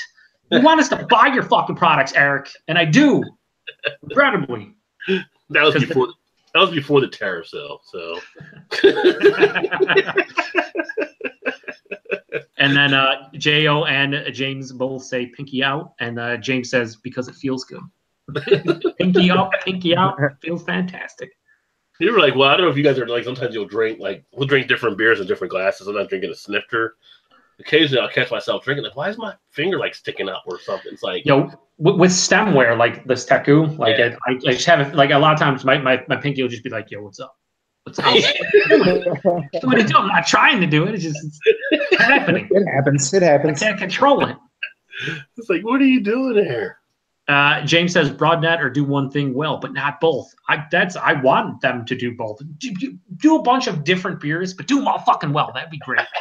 Eric Gilbert says champagne glass, bro. Those are just for brewed IPAs only. The champagne glasses. Brewed IPA. But going back to still haven't had one yet. Going back to what we touched on earlier about like eating and health and all that kind of stuff. Miller helps woman who has 2 p.m. beer celebrate her 100th birthday. Mm-hmm. She drinks Miller. That's not her. It helped her. She's at 100 years old. So, well, put it this way: it might not have helped her. Certainly, fucking didn't hurt her. She says her secret to old age is a beer every day at 2 p.m. Jesus. At 2 p.m. Yo, most people are rocking then. Here's the problem: we can't do that for certain reasons. AKA, if it's Miller, you probably could. That's true. Well, I mean, it's like water. It's nice and refreshing. Instead of your Gatorade, you get a Miller High Life in you. It's all good. I like Miller High Life, though. Who would know? Jo said he got mocked. He gets mocked all the time for having pinky out. I don't even know when I'm doing it. That's the thing. Sometimes you don't know your pinky's even out. It's just like out. It's like, you know what? When I watch back the reviews before I edit them to make sure, there's like nothing fucking crazy going on, like the camera doesn't fuck up or whatever.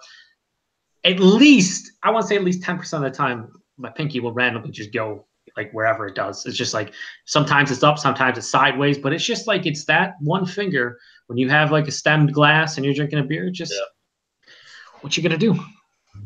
You can't maybe do that's why the about mug was made. With the mug, you don't really get your pinky out. So Maybe that's why the mug was made, really. No. Some old warrior was like, "Oh, you guys got pinkies out. Stop it. Use this." Curtailed the pinky. Everything's in a fucking liter mug. That's it. It's all like freaking Lord of the Rings. Everybody just has mugs, and that's it. Yeah, that's all. Doesn't matter the style. It's a beer poured in a fucking mug. And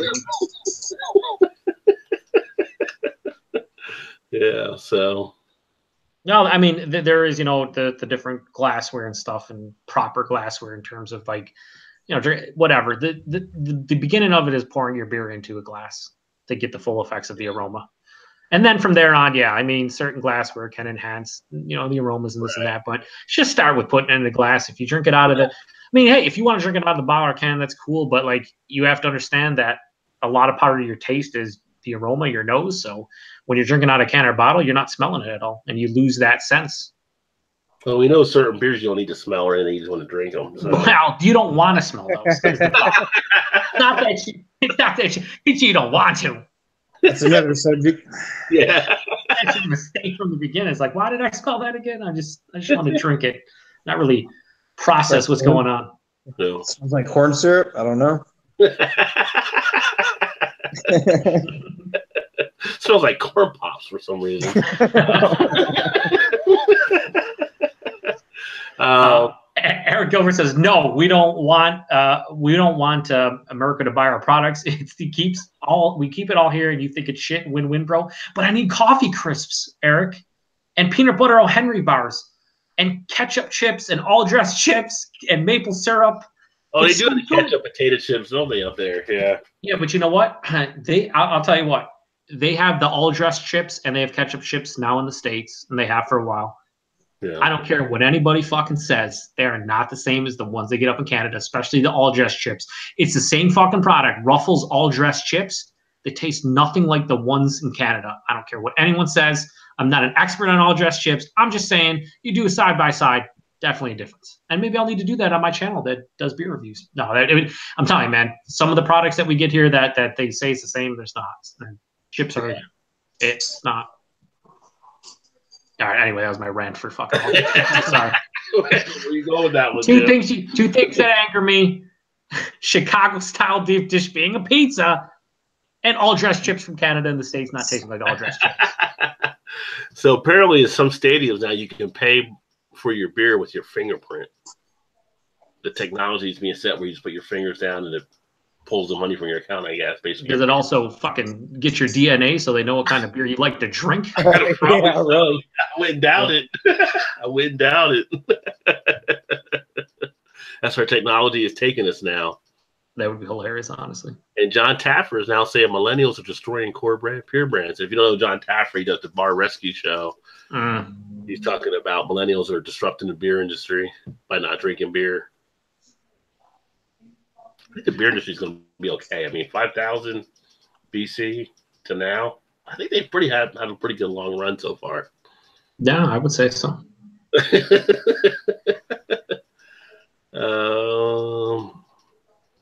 Anything else out here?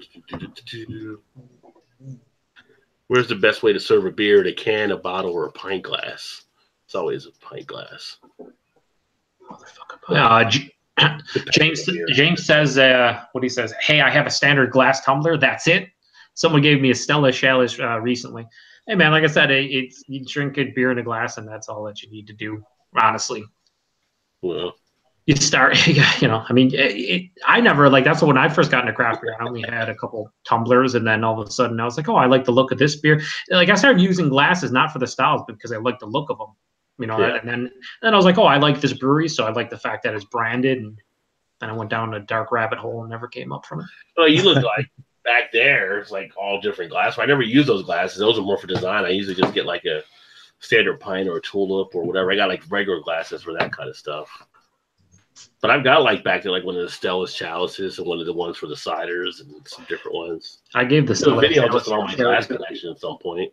Yeah, you should. I gave my Stella Chalice to, what was it, the fucking, whatever the local charity here. Took a bunch of boxes of old glasses. They can sell them in the thrift stores and stuff. I didn't have any need for them. So I was like, so someone's going to be going through the thrift store and get like $1 Stella Chalice. They should be happy, I would assume. I've done that before. Yeah, you get some good deals at thrift stores sometimes. You guys can find some beer signs and stuff in there too. Oh yeah, for sure. James also says, I like watching the bubbles. It's like watching fish in an aquarium. It's entertainment as you drink. You know what? A beer can have a nice appearance and make you kind of mesmerized and watching the beer as it settles in and stuff. I mean, that's why you have the cascade effect, like with Guinness and some of the stouts and stuff, the nitros. Yeah, it's relaxing at a point. The beers you reviewed from Rivertown on the nitro, I can honestly say I've never seen any nitro beers not produce a decent head that pretty much is the same it's the same head like throughout your entire drink, or not have even a slight cascading effect. Even a slight cascading effect. You can see why they're up and down. You can see why they're up and down for a brewery with me. They're like, what are you doing here? This isn't really, this isn't happening. But then they'll come back with a good beer on something else. It's like, seriously? You guys need to get your stuff down fully. Yeah. A couple more comments here. We have J.O. says, you think I use all the tap handles that are on the set Studio 1A? Your glasses are props. Yeah, boy. Yeah, he has a lot of the tap handles. I like that studio. The studio looks good. That's cool. You're putting it to good use, too. I dig the reviews. And I never knew there was that floor. I thought the floor up there was just offices when I went to the party. Yeah. Todd, tell people to stop texting you. Turn your vibrator down, Todd. Yeah, Todd. It is on. Todd, we got a job. I have no idea. And that Matt Fiffner shows up and he goes, welcome. I'm welcome. He did not. He said, I had a 97%. Yeah, welcome. 97% off Groupon code emailed to me once and bought 4 flights and 4 pint glasses, empty ones, unfortunately, for 4 people for less than $3. My wife and I and 2 friends enjoyed that. That's a good deal. It is. That's a Rod J deal approved right there. Put a stamp on it. Co-signed. Rod J approved. And then Nobody gets a Rod J deal but Rod J. That's true. Literally, we do not. It's like, you know what? And you bought that hazy little things, and you're like, oh, I bought it because I've earned 7 billion beers in the cellar, and I can't drink them because they're one-offs. And I got to review, blah blah blah. And I asked you last time we talked, if you're gonna go on any kind of beer run or buy a beer, and you're like, no, I'm not buying it. It's not really a beer run now. Yo, I don't care if it's a beer run now. Did you buy beer? That's not a beer run. That's like beer for the show, to sit here and drink and talk beer on the hangout. I don't consider that a beer run because it's kind of like I need it when we do beer flow for the show. It's like if I go on beer flow here, makes you feel better. If I go on Joe D's on Saturday night, or if I go on Nick's on Wednesday night, I gotta have beer I can just drink and I have to talk about. So it's not really a beer run, so to speak. It kind of is. What's your definition of is? I'm hearing excuses mostly. Is that real? I mean, it's just like, hey, get in the car type. It's not like I'm, So if I go to Jungle Gym, that's a beer run or whatever. Yeah.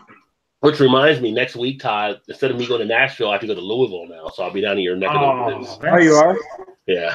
No, I'll do a beer run down there because I'm in Louisville. I mean, you got to do a beer run. I'll let you know if I'm freed up and everything, huh? When's that going to be? Next Thursday. I was supposed to go to Nashville, but we had to switch it up, so I'm going to Louisville. Yeah, definitely. We should meet up somewhere. Yeah, especially if I stay the night there. I'm not sure if I'm staying the night or coming back that day, but. Well, let me know. We can go hit up a few places for sure. If nothing else, I could bring you over to this side of the river and you get some stuff over here that you may not be able to get. That works for me, too. I'm glad he went into detail when he said, I'll bring you over to this side of the river. A lot of things running through my head. None of them had to do with beer. Gotta watch Todd. Sneaky. John J.O. wanted to know what Todd's channel was. He wants to make sure he's subscribed, but Drunken One quick to say he doesn't have a channel yet. Thanks, Drunken One. He'll have it at some point here. Probably not. That's okay. Wait a minute, Joe. How long will it take for you? Yeah, Joe. How long will it take for you, son? 5.5 years, 6 years. Who's counting? I'm counting now. I'm just trying to keep up with Eric and get a radio ad like he's going to be on. Jesus. It's just going to be his PSA, and that's it. So, Eric Gilbert says, "Slave to the haze." I think we are. IPA? Yeah, that's what I was saying. Yeah. I think when you mentioned hazy little things. Is he a big Hayes fan? I think, yeah, Eric likes IPAs. And well, he's not a huge fan of pastry sounds.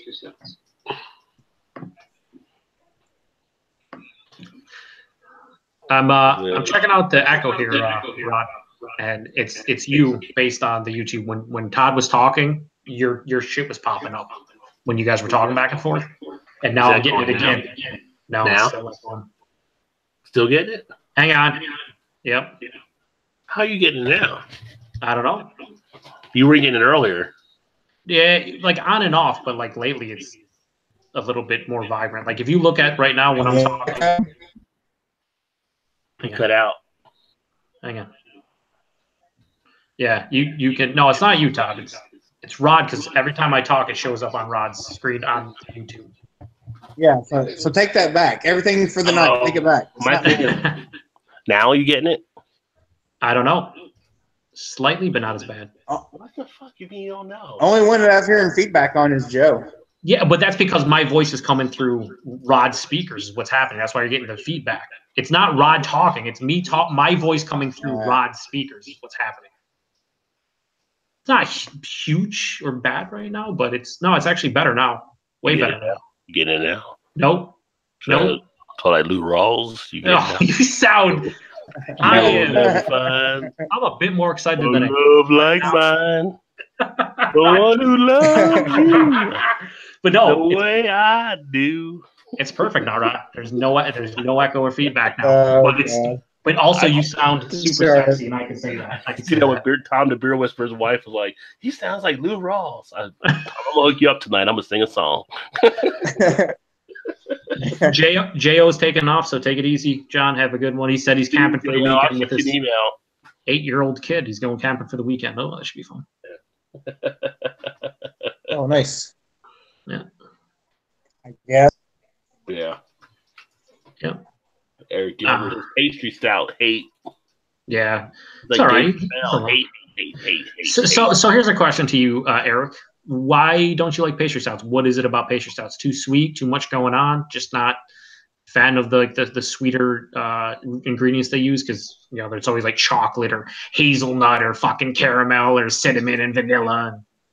It's crazy. Oh, J.O. says cigars, good food, and beer. Yeah, they got a good little cigar shop there at Party Source too. I need to get some more cigars. You do? Yeah, he's done a couple, some cigar reviews, I believe. Yeah. Now that I know they're employee owned, I feel like I want to shop there even more.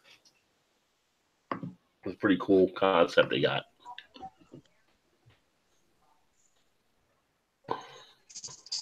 Nice way to spread the love. Where's that located? What happened? The Party Source. Where's that one located at? That's in Newport, right there across the river. I think you went there when you were here. I can't remember. I think we went over there. It's like a huge warehouse of alcohol. I like it. Is that the one that has Braxton Labs? Yes. Okay. Yeah, it's pretty fucking big. And that sums it up. Pretty fucking big. Yeah, that's all you need to know. That's it. I don't know what mic this is, Earth. It's It looks like some kind of fucking space microphone, like you're gonna fucking steer with it. It's Sunhua. I got off of Amazon.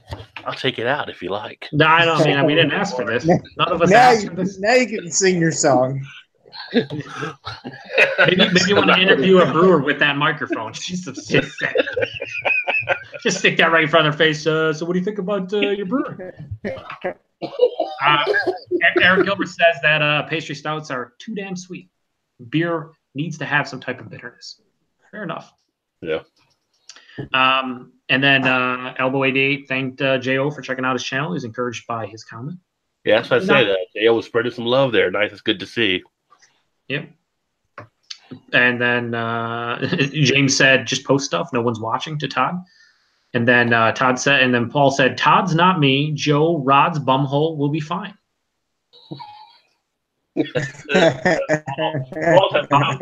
Paul had tonight, probably. Yeah. And then James says, alcohol, he's an old friend. Yeah, alcohol. Alcohol, he's an old friend. Yeah. Good stuff. Good stuff. It's great, baby.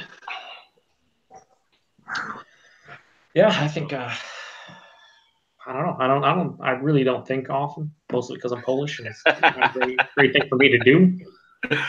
Well, I think we covered a lot of the beer news, had some good conversation. Still have 10 people watching. Like a couple hours tonight, I guess. Yeah. I don't have those extra like conversations like, Joe, he'd get like into the KFC and the pickled chicken type stuff and different things. Like, I don't get into all. I mean, we get on sometimes, but he gets like some really good topics on his stuff. Yeah. I mean, we just went on, and by we, I mean me, went on a little bit of a rant on deep dish pizza this evening. That was about it. Yeah. How furthest we took it. Yeah, I agree though. The Pizza Museum should be in New York. Shouldn't be in Chicago. Let's just say that. It shouldn't be in Chicago. Right, you had to bring that up again, didn't you? Well, what's your favorite pizza? I mean, are you a straight like just pepperoni kind of guy, or do you like a certain top? What's your favorite pizza? If you had to lay out a pizza as your last meal, what would you put on it? To me, I think you know what, both of you. Whatever would you put on your final pizza? Yeah, I'm more of a just the meats kind of guy. Leave the greenery and the other stuff for salads. I just like the meats and mushrooms. What kind of meats would you want in your final pizza? I'd probably just go like pepperoni, bacon, and sausage. All right. Pineapple and ham. No, I'm just kidding. I had to say it. Although I do like. Listen, I like pineapple on pizza. You're gonna drum up Lee Russell now. Yeah, I like pineapple on pizza. I know we should be round up and gassed, I believe was his exact quote. I like pineapple on pizza. I don't listen. I don't love. I can tell like it's fine. Pineapple, like usually when they do the Hawaiian, it's whatever. Honestly, I like New York style, like a cheese or a. Around here, we have buffalo style, which is just like a thicker crust, like a Sicilian almost, which is pepperoni would be my jam. Like I don't need anything fancy. Straight pepperoni, huh? But like the good pepperoni that when it cooks, it curls up and it's fucking thicker. Oh yeah, there you go. I can get behind that. And that's what all Buffalo, like good Buffalo pizzerias around here, they have that fucking thicker pepperoni that when they cook it, it curls up, has like the little slightly burned edges. It's like, yeah, that's what I want. What about you, Rod? Yeah, but you know. So glad you asked. Oh God! It was a setup. It was a setup all along. Let's see. My final pizza. I gotta have a little bit of pepperoni. Gotta have a little bit of sausage. Sausage, good, yeah. A little bit of ham, not Canadian bacon, but ham. No, fuck the Canadian bacon, Eric. Those are fighting words. He said, "Fuck Canadian bacon." But I like it a little spicy. Female. So we're gonna have a little bit of jalapeno. A little jalapeno on there. Jalapenos, a little bit of banana pepper. Banana peppers are probably the second best ingredient for me. Oh, that's good. And I think those are the ones I'd have to have as a basic. I mean, I might get a little crazy. I might as a basic, there's like 5 or 6 fucking things already on it. But as long as I get those other ones, I'm good to go. Maybe a little extra cheese on it. And like James says, you got to be able to fold it, though. Not no thick Chicago. No, that's why I like New York style.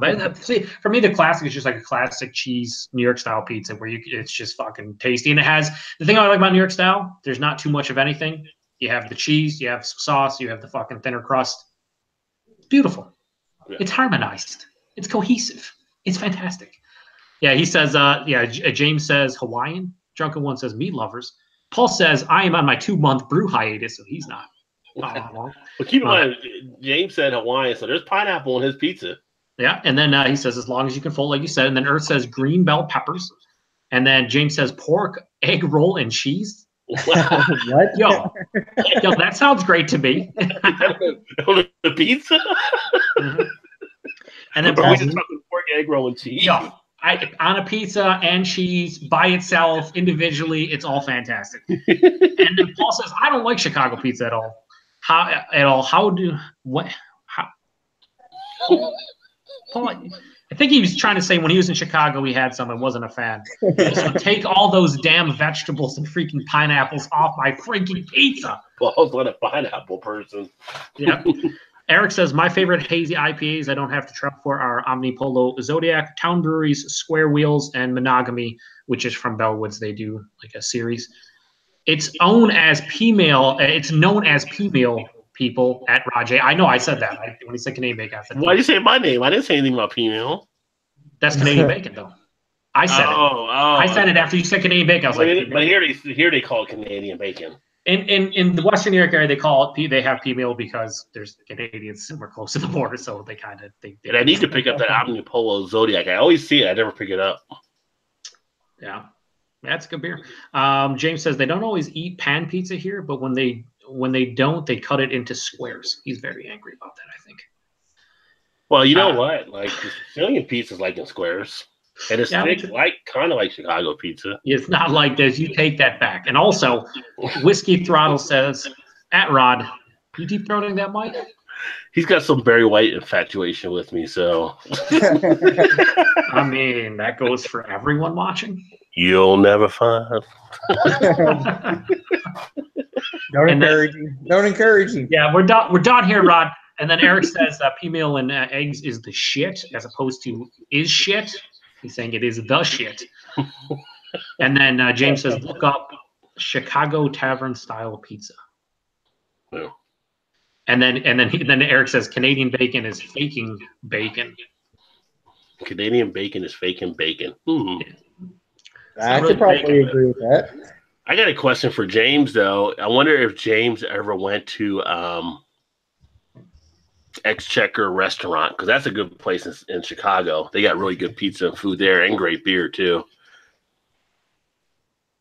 Exchequer Restaurant. Let us know. In the meantime, Whiskey Throttle says your name is Prairie White. Not Prairie White. Is that because are you still working that job, Whiskey Throttle, or are you still on the third shift? Or are you finally done with that one? That was I could do a third shift job. Could you do a third shift job, like to work all through the night? I mean, if you had to, but I have. Yeah. I mean, I don't know. I guess I probably could. When I was DJing in college, our first shifts had to be either 12 to 3 or 3 to 6, but that's only 3 hours. But the worst shift I ever third shift at one point. Yeah, I did this one. The worst shift I ever won was a 2 on, 2 off, 2 on, 2 off, 2 on, 2 off. But every single time we went back on, it was a different shift. So it was 2 on first shift, 2 days off, 2 on a second shift, 2 days off, 2 on third shift, on the last shift, we did 4 days off and then restart. What the hell were you at the pickle factory or something? Basically, it was fucking unreal. It was like, man, this is cool. I get 2 days off. No, those 2 days, everything's good after the first shift because it's normal. And then you work the second, you're like, I can do with this. And then you hit third and you're like, why? What is happening? Why I can't sleep? How do you sleep doing that? Here's the short of it. You don't. You try, but you get like 2 hours. It's terrible. But that's why they give you 4 days off, because they know after you work those 6 days of fucking just dumb shit, you're going to be spent. Like the first 2 days is you recovering as like a normal human being, being like, wow, I don't know I'm not on any shift today. Oh, that's cool. I just had sleep all day because I fucking didn't get any sleep. It's not a great time. Yeah. That sounds like a painful job. Yeah, it sucked balls. Huge, gigantic balls. It sucked. Yeah. Mm-hmm. We have... Paul says, just roll the pizza uncut like a burrito and shove it in your face, which we have evidence of Paul doing multiple times in after-hour hangouts. Paul's really good at that. There's one time I thought he was literally eating a burrito and he unrolled it and it was a fucking pizza. It's fantastic. I'd rather watch him eat that than the raw steak, though. Yeah, that was rough. I think he said he microwaved it for like a minute or something. I'm like, I think I'd rather eat the raw steak than the microwave steak. I don't know what's happening. James says yes, but it's way past its prime now. A very old school time capsule place in the Loop. Okay.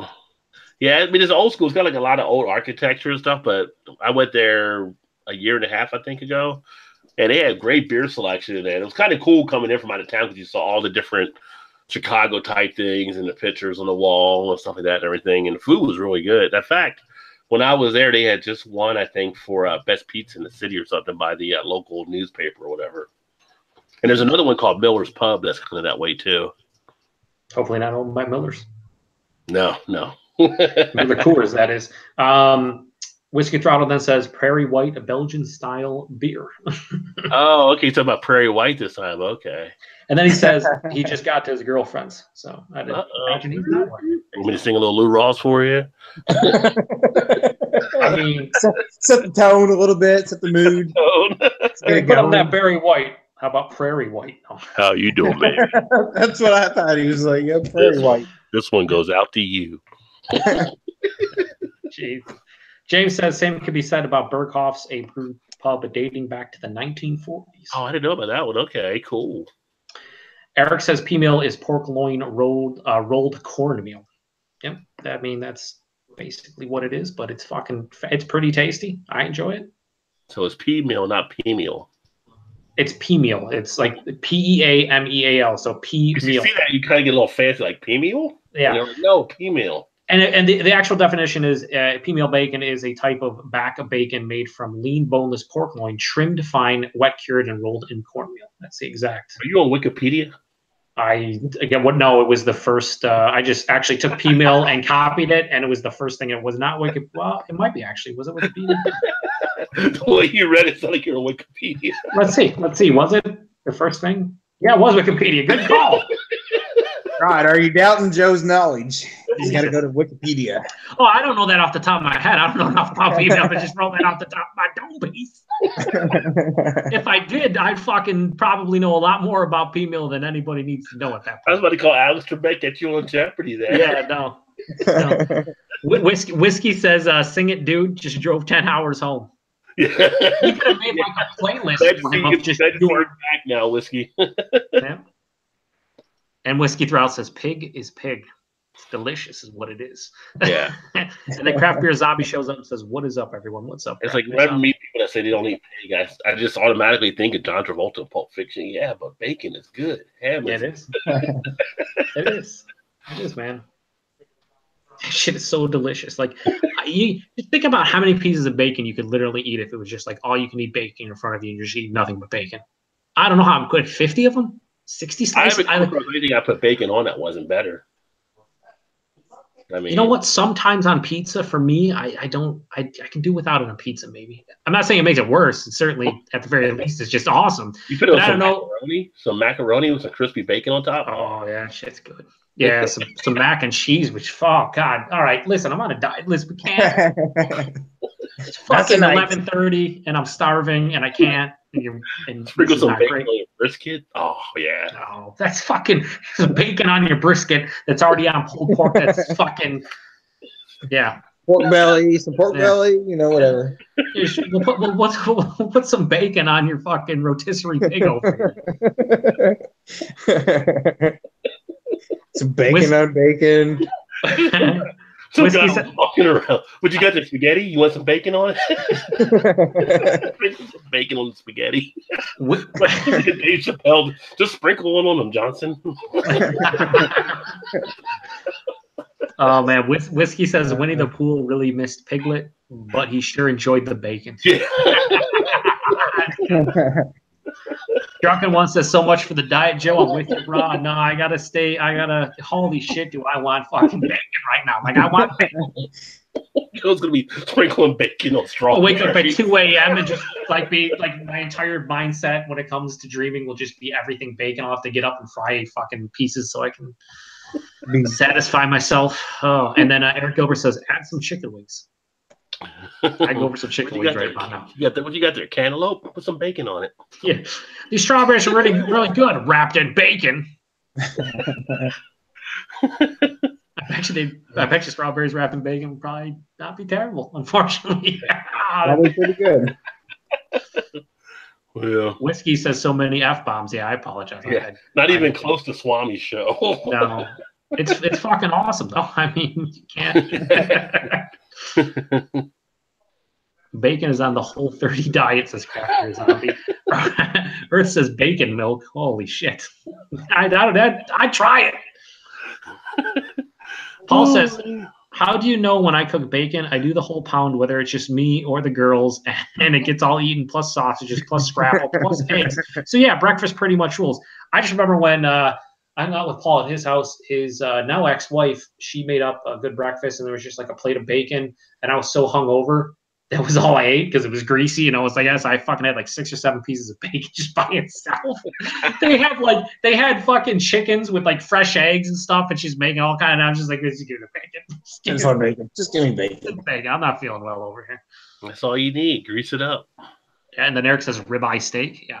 Fucking all right. Listen, I can't read the comments anymore. This is not. Paul's on a diet too. He says. Oh yeah, he started his dry August and September. He says, "I'm not dying. So I have a beautiful Cobb salad to look forward to after all this lovely bacon talk. Because I think I'd rather die than eat a salad. I am screwed." Paul, I'm with you. Juggling with you. I want a snack, but I can't. Maybe I'll have some strawberries. And Zombie said, "Well, you retracted it. We talked about a craft beer soda before we retracted it. They have a." Why you?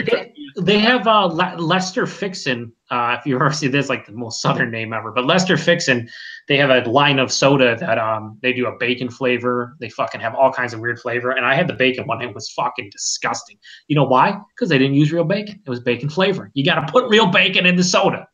Like bacon. You can't put bacon bits in the stuff. Or fucking bacon flavoring probably is disgusting in general.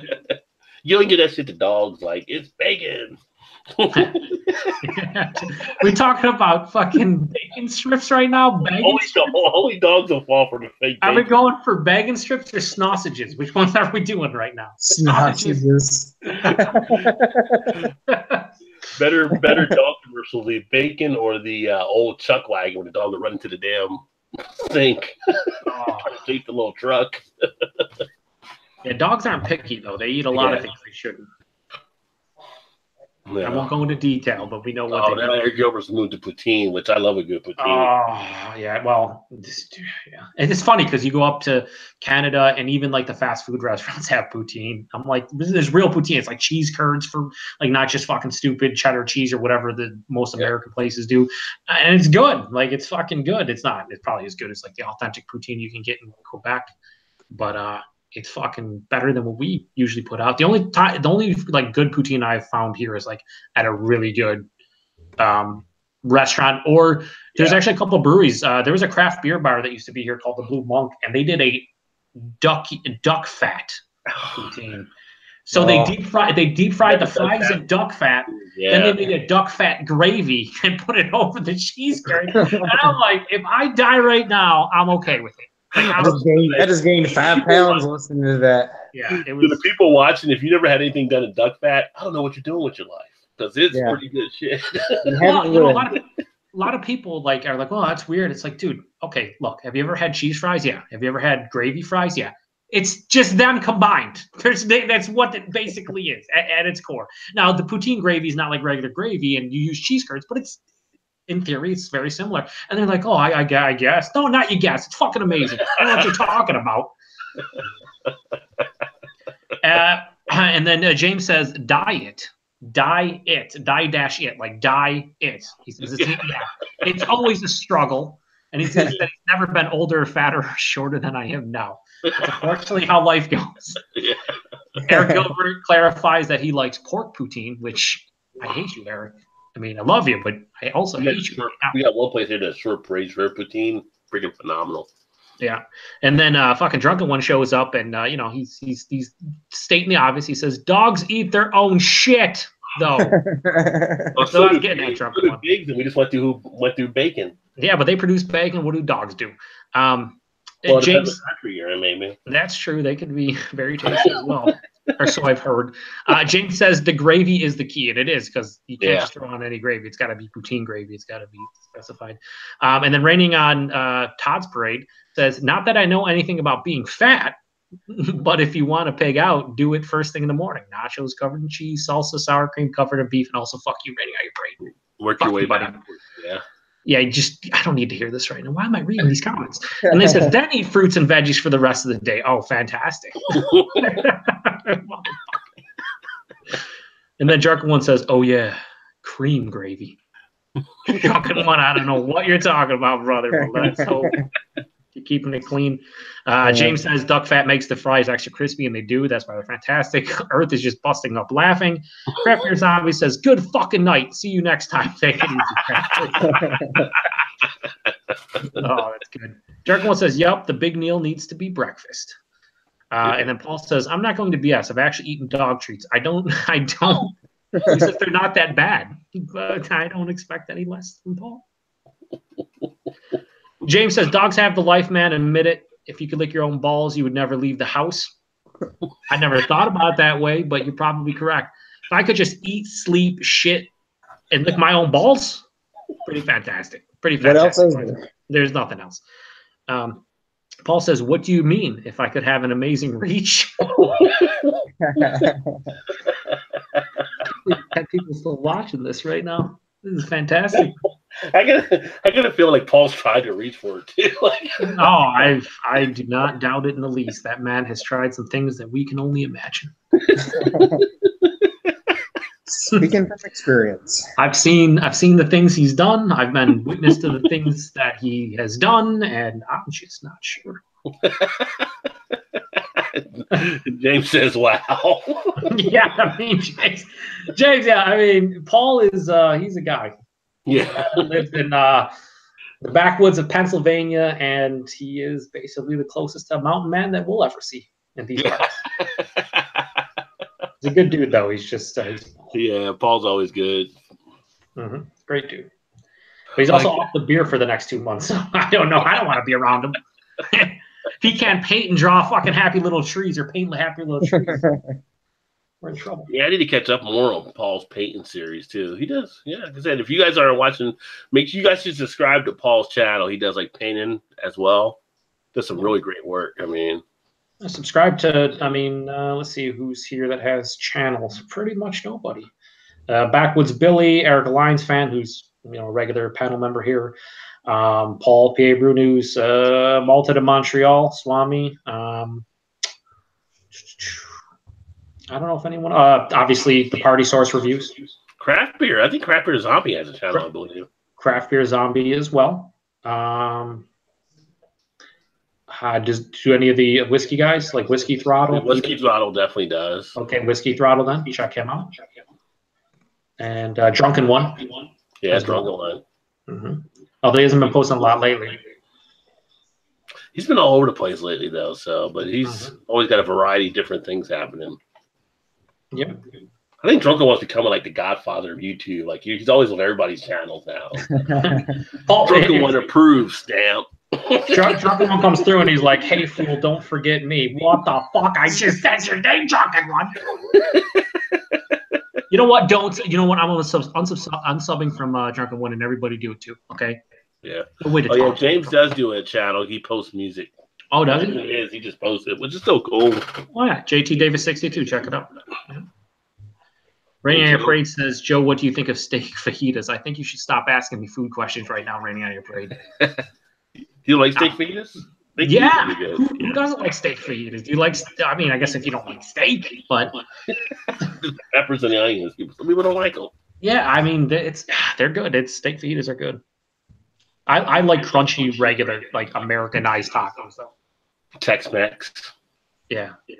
Anything Mexican food or Tex-Mex or American Mexican food.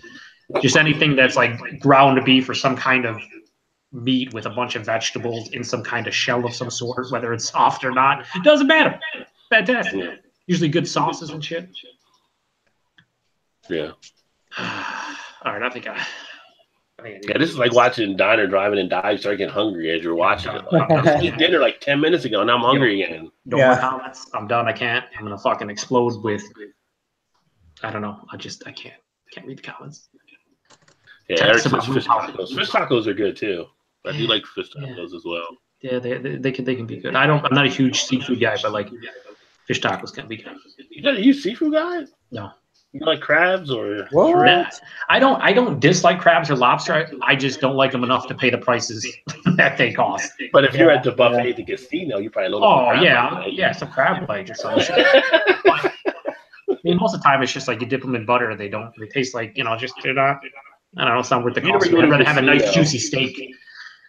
You ever go to a casino and they get the buffet and it's crab leg night? I swear to God, that riles like Golden Corral. Like people just plow with crab legs. People want to kill people to get them too. Like they'll sit there next to the fucking bin and wait for more, like fresh crab legs, and then Like with a grunt, like just grunt and waiting like it's on their face. Like that's dumb. Yeah, it's like it's just crab legs. Yeah. People want to fight. Someone might get shanked at the buffet. It's so long to eat them. So much work into those, though. I will be back in a couple minutes. Unless you're gonna shut it down or no? Yeah, we've been on for a bit here. I just had James say he blew his whole beer budget last week, so he's reduced to rum in the pantry. Not a bad thing either. Rum's always nice too. Did Joe leave anyway? I said we were about to shut it down. He disappeared. Yeah. I was just gonna get going, so if you're shutting it down. Oh, okay. Yeah. Thanks to everybody for the comments, though. Appreciate it. Until the end. We don't have Eric here tonight, so just don't be stupid and drive drunk and do the stupid sobriety test, and you'll just hurt all the people you love and blah blah blah. You're just a dumbass if you do it, so don't do it. So there's Eric's PSA standing in for him tonight. So with that all being said, Thanks for everybody that joined tonight. Great time, great fun. Hope you enjoyed yourself. Next week, no beer flow because I will actually be out of town unless Joe wants to do something on his channel. Always willing, always available for him to do something there. But yeah, maybe we'll see. And then we will catch up with you soon. Thanks again. And like Joe said, check out the people that are in the chat and subscribe to their channels as well. Cheers. And everybody head into a great weekend tomorrow. We will catch up with you next time. Keep drinking those good craft beers. And remember, there's always time. Get your beer on. Cheers.